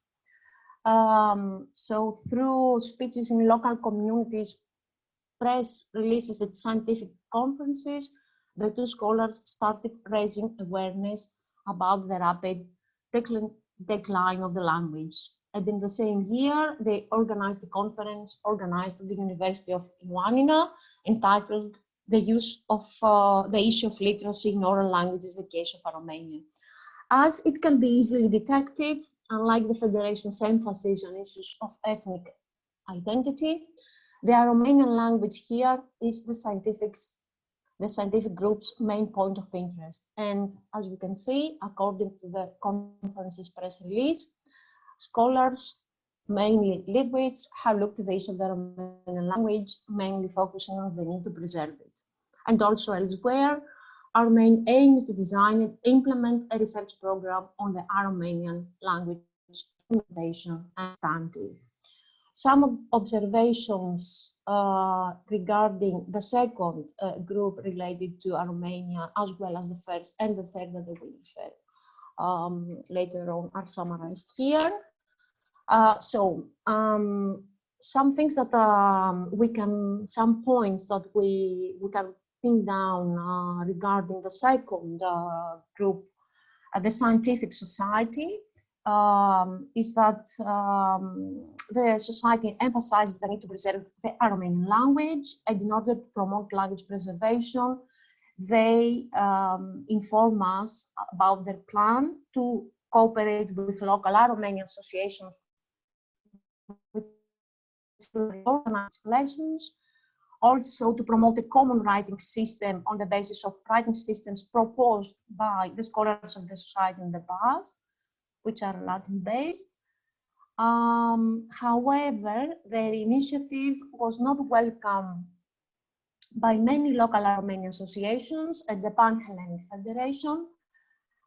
First of all, the Pan-Hellenic Federation reacted strongly to the initiative and the suggestions put forward, and much controversy occurred around preservation efforts and issues of ethnic identity, while many accusations have been expressed for a hidden agenda of promoting Aromanian language to a standard official language, which means that some of the people involved in the Pan-Hellenic Federation have explicitly and implicitly and explicitly accused the scientific society for having a hidden agenda in order to make Aromanian a minority language. As for local Romanian associations, their main complaint was that they were absent from the conference, and regardless of the reasons behind this absence, if I'm not sure they were invited or they chose not to attend, local communities felt they were excluded from setting the basis of the project, as they were not invited to co-construct the project, but only to implement what it seemed to be a primarily scientific project. Now moving on to the third group, we find a union of 6 local Aromanian associations whose ideas about the Aromanian language, as I have already said, depart from the Federation's disapproval of preservation attempts. Although they were initially connected to 2 of the scholars mentioned above in the second group, they're currently autonomous. What connects all the 6 associations is their common desire to preserve and teach Aromanian based on their own strengths without a specialist support. They actually describe the scholars' interventions of the past as hegemonic attempts to impose their own ideas about language and its preservation. And it is, to me, as if there is a mutual lack of trust between scientists and local communities. So this union of 6 local Aromanian associations has been very active in the past 3 years by organizing regular online lessons that connect Aromanians from diverse Greek communities. They also took the initiative to harmonize the teaching methods and materials in order to facilitate language teachings. Some observations on the proposed writing system. The 6 unions proposed a writing system in order, as I said, to facilitate language teaching. First of all, it is based on the Latin alphabet. It has not been developed as a result of a systematic linguistic documentation. Therefore, it does not attribute the full range of the phonological realizations and the diversity of an oral language. And it is not easy to read from a non-Aromanian speaker because it lacks diacritics. And therefore, if a non-Aromanian speaker reads it, we as Aromanian speakers most of the times cannot understand what they're talking about. All of the 6 associations have good intentions and an authentic desire to reverse language death. The lack of scientific support makes the process of documentation, let alone revitalization, unsystematic. As only a small part of the diversity of Aromanian is documented, many Aromanian speakers may not identify their Aromanian variety to the proposed writing system. This can ultimately increase controversy rather than reduce it and give the project a very low impact. Okay, some conclusions now and suggestions for the future. Although Aromanian is threatened with extinction in the near future, there is a lack of systematic efforts of preservation. Today's presentation pointed to the following trends on the Aromanian language and then attempts to support it. First of all, Aromanians must prioritize the Greek identity over any elements that can put this at risk. This is one of the trends, especially related to the Pan-Hellenic Federation.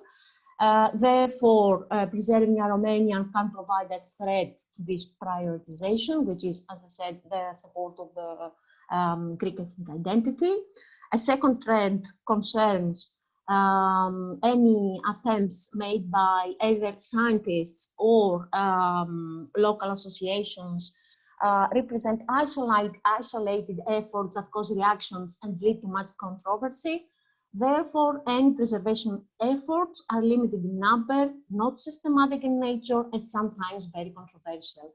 In that way, not only they are not reversing the language's death, but they are speeding up its decline. So, some suggestions about what can be done. First of all, design a plan of documentation based on scientific knowledge in cooperation, of course, with the local communities and not for them without them. Preservation attempts could take advantage of good practices and relevant initiatives taken in other cases of endangered languages. Developing an archive of oral tradition could be a priority in that respect. And last but not least, we must go local. Ask the communities about what they want to do with the language. Otherwise, any attempts will have very slim prospects of success. Thank you. Thank you for your attention.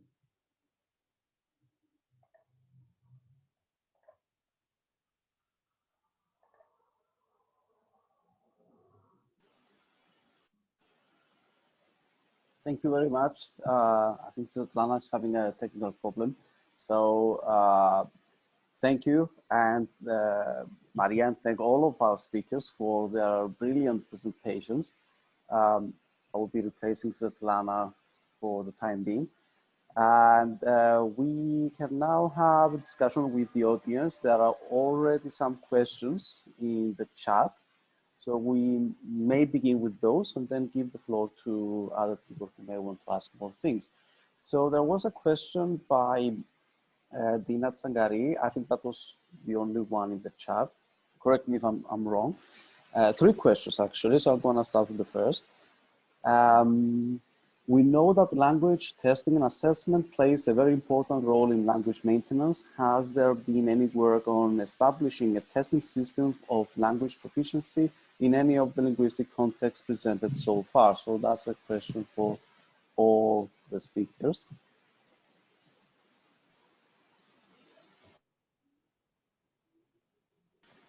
Who has anything to say about this?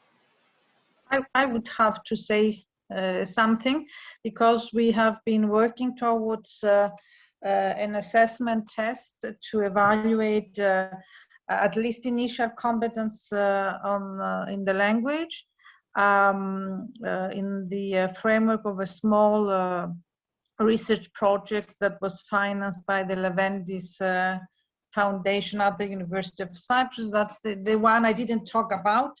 Well, we discussed, you know, we were very, it was a very problematic way to assess initial competence, because this is an endangered language. It has not so many resources. It is an oral language, so you cannot use written material to assess proficiency.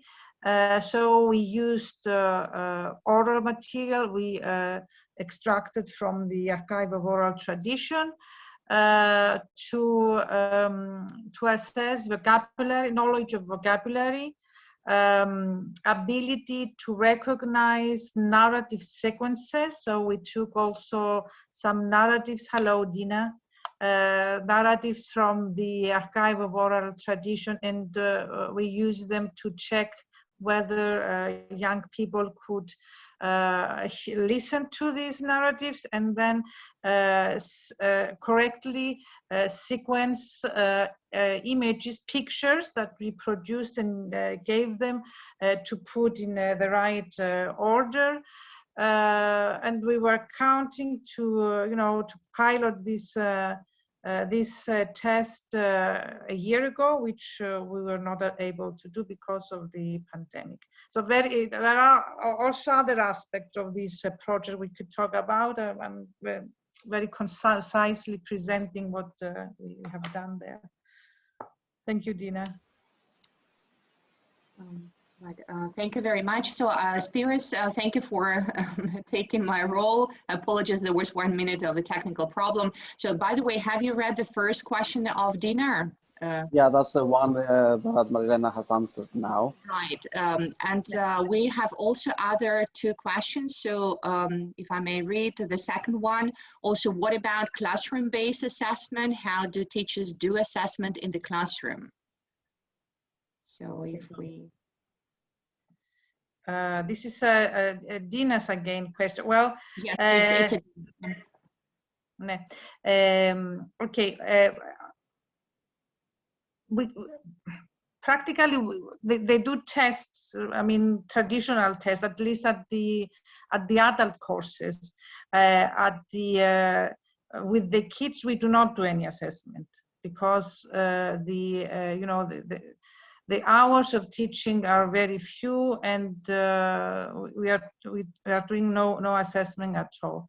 On the other hand, your question about using other languages other than Cypriot Arabic, we are in the, and this relates also to the test, we are using Cypriot Greek or Standard Greek to assess their passive knowledge of Cypriot Arabic. That is, we produce discourse in Cypriot Arabic, and we allow them to use Cypriot Greek in order to answer to the questions, and we consider this to be, a valid way to assess their proficiency, their understanding at least, not their, active knowledge of the language, but their passive knowledge of the language.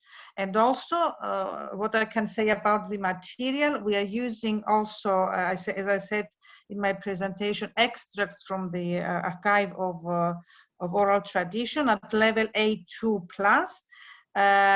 which are full of translanguaging. I mean, in the Cypriot Greek, also sometimes Standard Greek, but mostly in Cypriot Greek, and we are using them constructively in order to help the children understand the meaning of the texts, because they already know Cypriot Greek very well, of course. Thank you very much. I can see another hand raised by Maria Maglara. So Maria, would you like to comment? Thank you, Svetlana. Regarding Dina's question about the use of other linguistic resources in teaching Aromanian, I would like to point out that Aromanian teaching is done at a very voluntary basis. They're not organized lessons by official bodies, but the local associations, Aromanian cultural associations, have taken this initiative to try to pass the Aromanian language to the next generations. So they are not using a systematic way of teaching Aromanian, neither nor material. what I have seen is that they make to a wide extent use of the Greek language, and they usually try to pass it on through lists of words in specific domains, because these lessons are organized, as I said, by people who are not special scientists, but they are only a result of their desire to make an effort not to leave the language die. Thank you. Thank you both so much, Maria and Marilena. I really appreciate your responses. And I'd like to go back to what Marilena said earlier about the use of other kind of linguistic resources, especially for assessment purposes.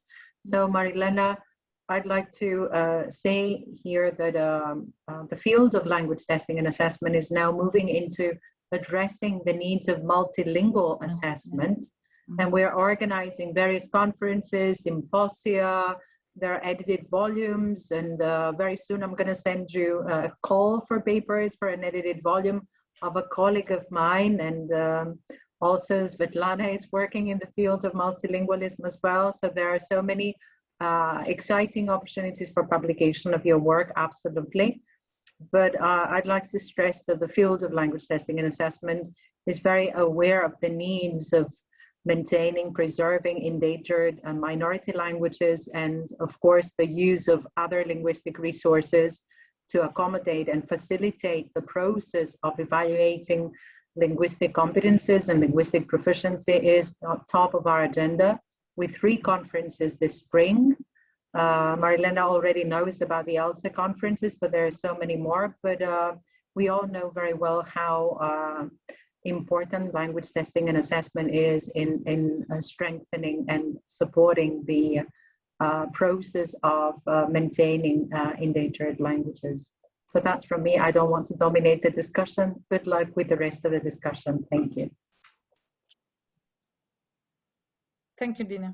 Thank you. Thank you very much. So I cannot see any other hands raised. So please, if anybody from the audience, okay, now I see one hand raised by Professor Süer Eker. So Professor Süer Eker, so please. Thank you very much. Dear Marilena, I have a question for you. Not a question, 3 short questions. One of them, what about mutual intelligibility among classical Arabic and Cypriot Arabic? And I think these Arabic speakers immigrated from Syria to Cyprus. So what about mutual intelligibility among the classical Fasih Arabic and local Arabic? The first one. Okay.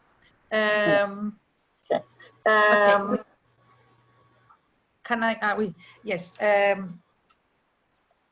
With classical Arabic, I think there is no mutual intelligibility. But with Syrian Arabic, I think they do understand a lot, much more than with Lebanese Arabic.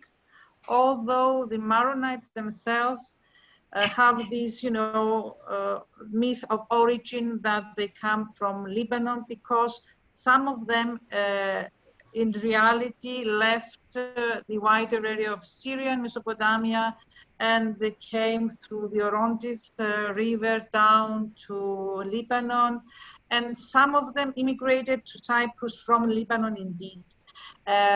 But they are it is more easy for them to understand the Arabic variety of Syria than the Arabic variety of Lebanon, although they do understand it. Now, with classical Arabic, because they left the Arabic-speaking area quite early, I mean, around the bulk of them, I think around the end of the 12th century. So they didn't, and they stayed rather isolated in Cyprus. They didn't have any pressures exerted by the classical Arabic. So they are quite distant from classical Arabic. Okay, thank you very much. The second one, we all know that there's no connection between writing systems and language. But when I heard Arabic language from Cyprus, I remembered our Arabic alphabet. Did you think to create an Arabic-based alphabet for Cypriot Arabs, yeah, the Arabic people or Arabic language? Well, to tell you the truth, because we work closely with the community and with the representatives of the community at the committee of experts, they didn't raise the issue of writing their language with the abjad, the Arabic abjad. It was within the community, they used to write the language with the Greek alphabet, which is very indicative of their high degree of bilingualism in Greek. And then because of their religious affinities with the Catholic Church, you know, this was a choice that was kind of automatic, plus the fact that Professor Alexander Borg himself is a Maltese, and Maltese uses the Roman alphabet, and you know, all these factors concurred to the use of the Roman alphabet with some additions from the Greek alphabet, 3 letters from the 3 alphabet, namely the third, the delta, theta, and he. So the question of the abjad never came around while we were discussing. We discussed Greek alphabet or Roman alphabet, and they accepted, and the community, in fact, at the end, in December 2007, adopted the alphabet, even without the writing conventions, and that was it. But we had the resistance from people who used to write in the Greek alphabet at the beginning. And, but I think now much more less. Yes, after Malta's language, maybe it will be a second Arabic language in Arabic script, I think. Mm-hmm. The last one, if maybe I couldn't catch the topic. I saw a proposal of Latin-based alphabet in your presentation. Some letters were a mix of Roman Latin alphabet and Greek alphabet. Is this approach suitable for the new alphabet proposal? For example, why didn't you select all alphabets from Latin letters? Yeah. Some of them, I think there was gamma, there was gamma, yes, I forgot about gamma. Gamma is from Greek, yeah. Well, in fact, the initial choice of the alphabet was made by Professor Borg. What we did, in fact, you are right, we added gamma, and Spyros Armostis, I would like you now to take the floor and explain a little bit, because Spyros Armostis was the person who, in fact, worked a lot with the alphabet. So there are only, in fact, 4 letters, Spyros, from the Greek alphabet, isn't it? I forgot gamma, delta, theta, and he. Okay, yes. he, okay.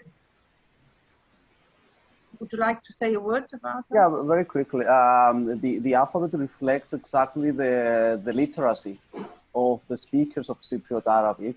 They are literate in Greek.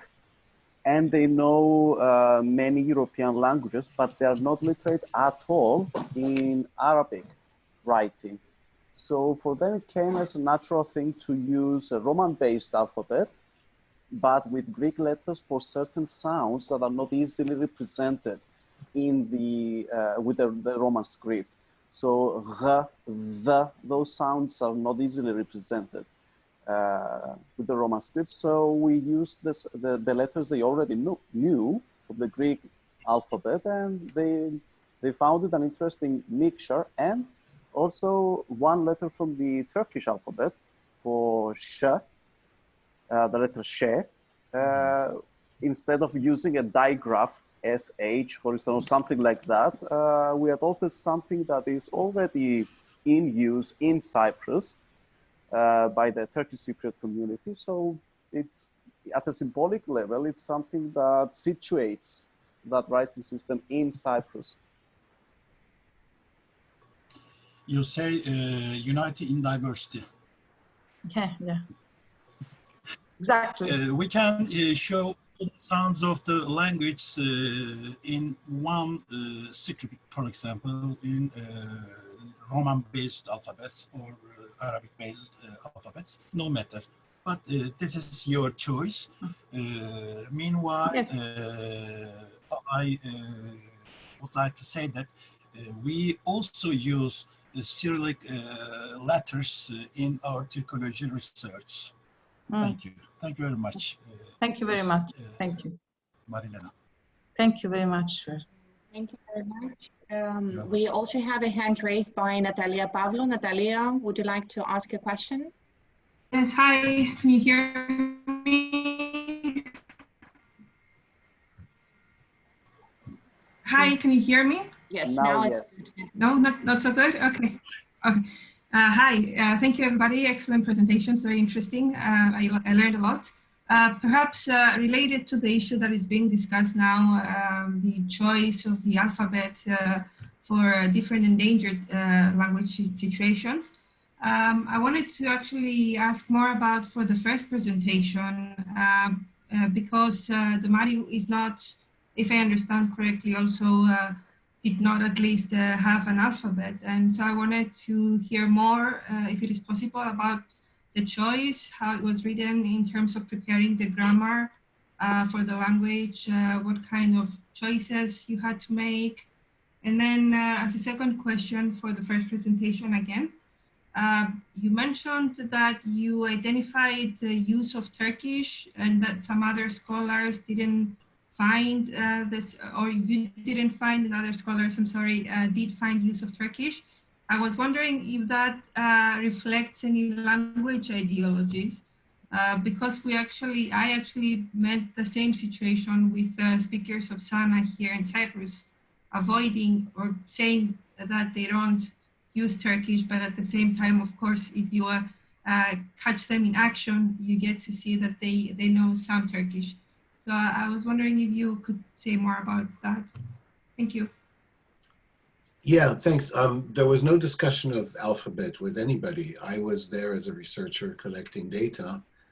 And so I designed a system of transcription loosely based on the transcription symbols that are used in Romani dialectology and in Middle Eastern dialectology in general. So to transcribe Arabic, Persian, Kurdish, and other languages in dialectological research. And it's a phoneme-based system. So obviously it was based on identifying the phoneme system and then using, for example, for she and she, the symbols that we usually use in transliteration, in academic transliteration of European Romani, to indicate vowel length, vowel bars, to indicate pharyngalization of consonants, a subscript dot, as it is used in Semitic dialectology, and so on and so forth.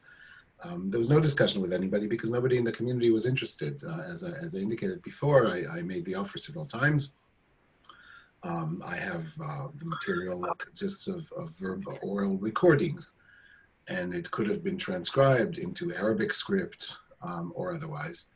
But there was no interest, so there was nobody to work with. There was, in fact, also active interference by Southern Baptist American missionaries who'd been working in the community and somehow saw me, I guess, as some kind of intrusive element that disturbed their attempt to kind of own the community.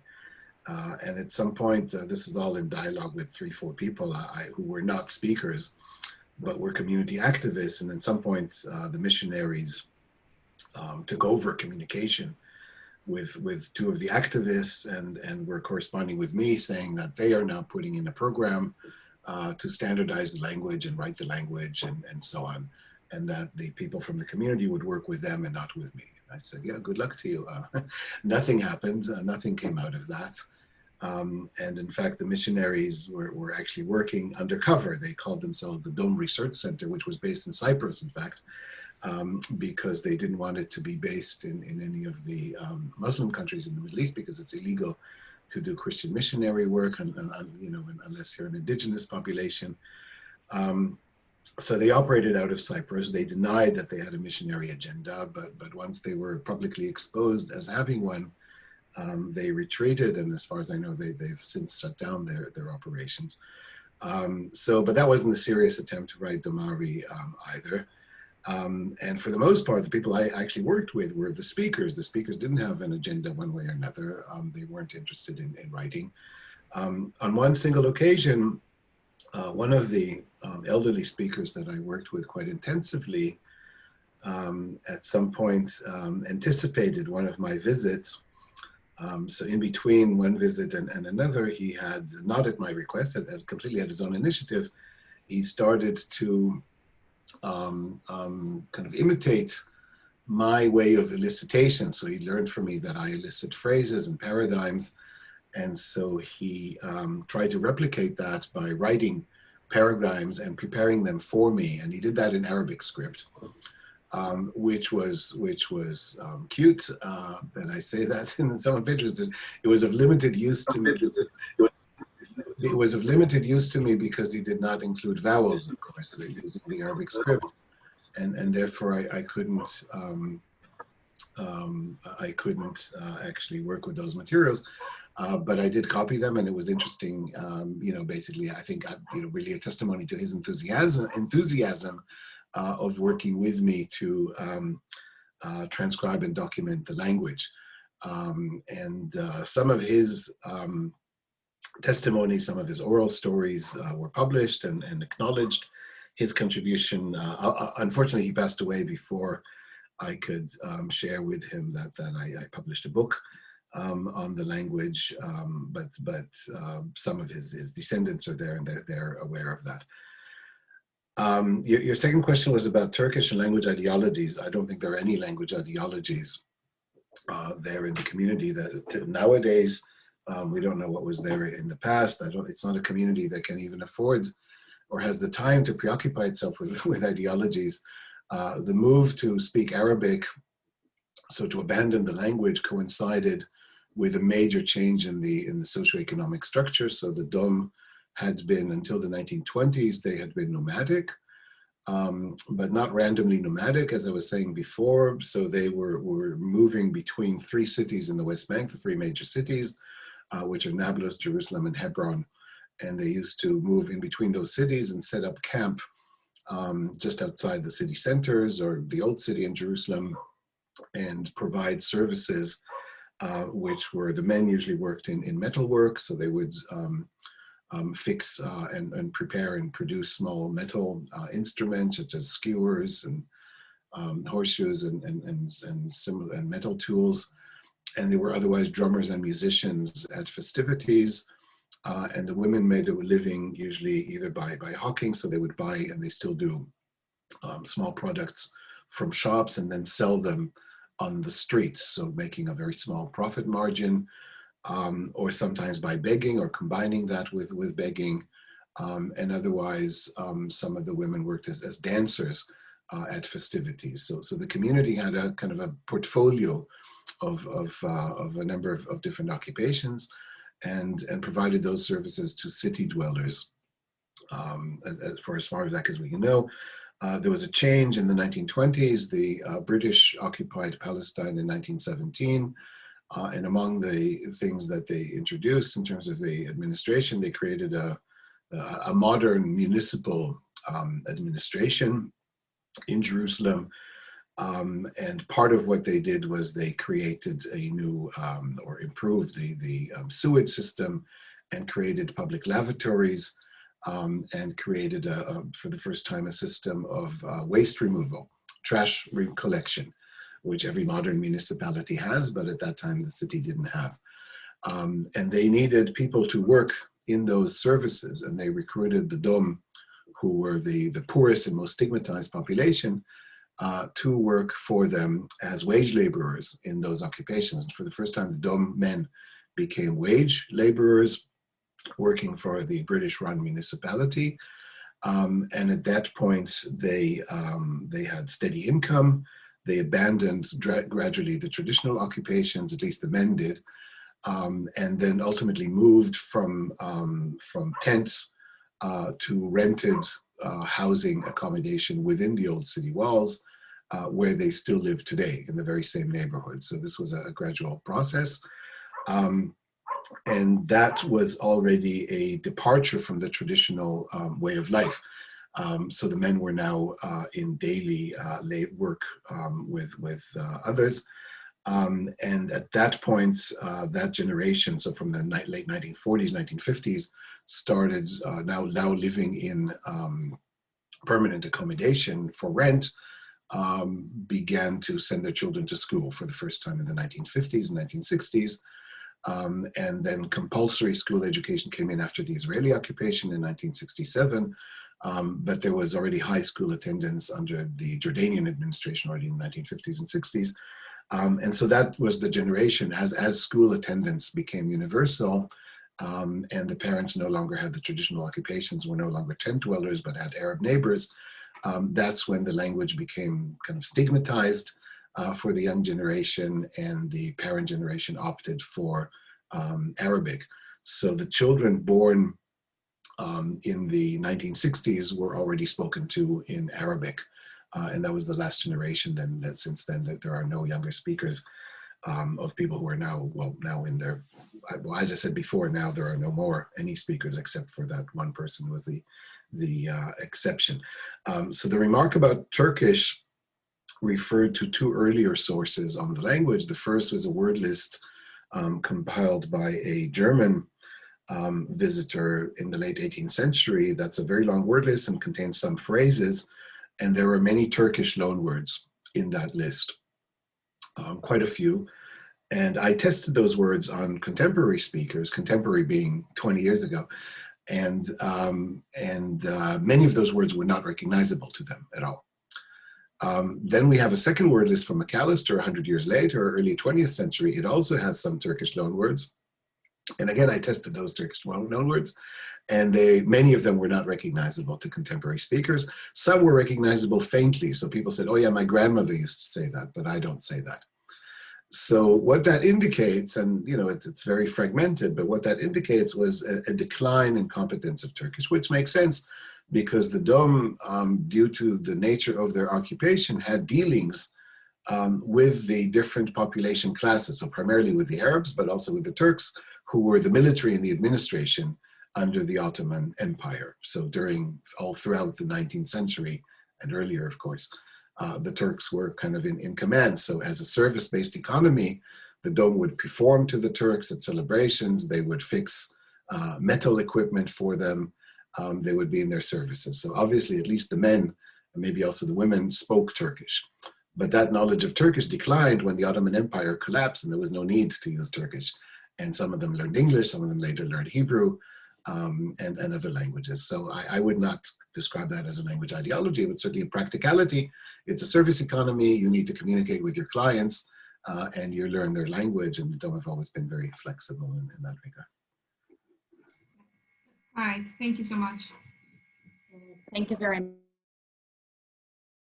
much. And I think that we have time only for one question. If anybody has any comment, question, clarification.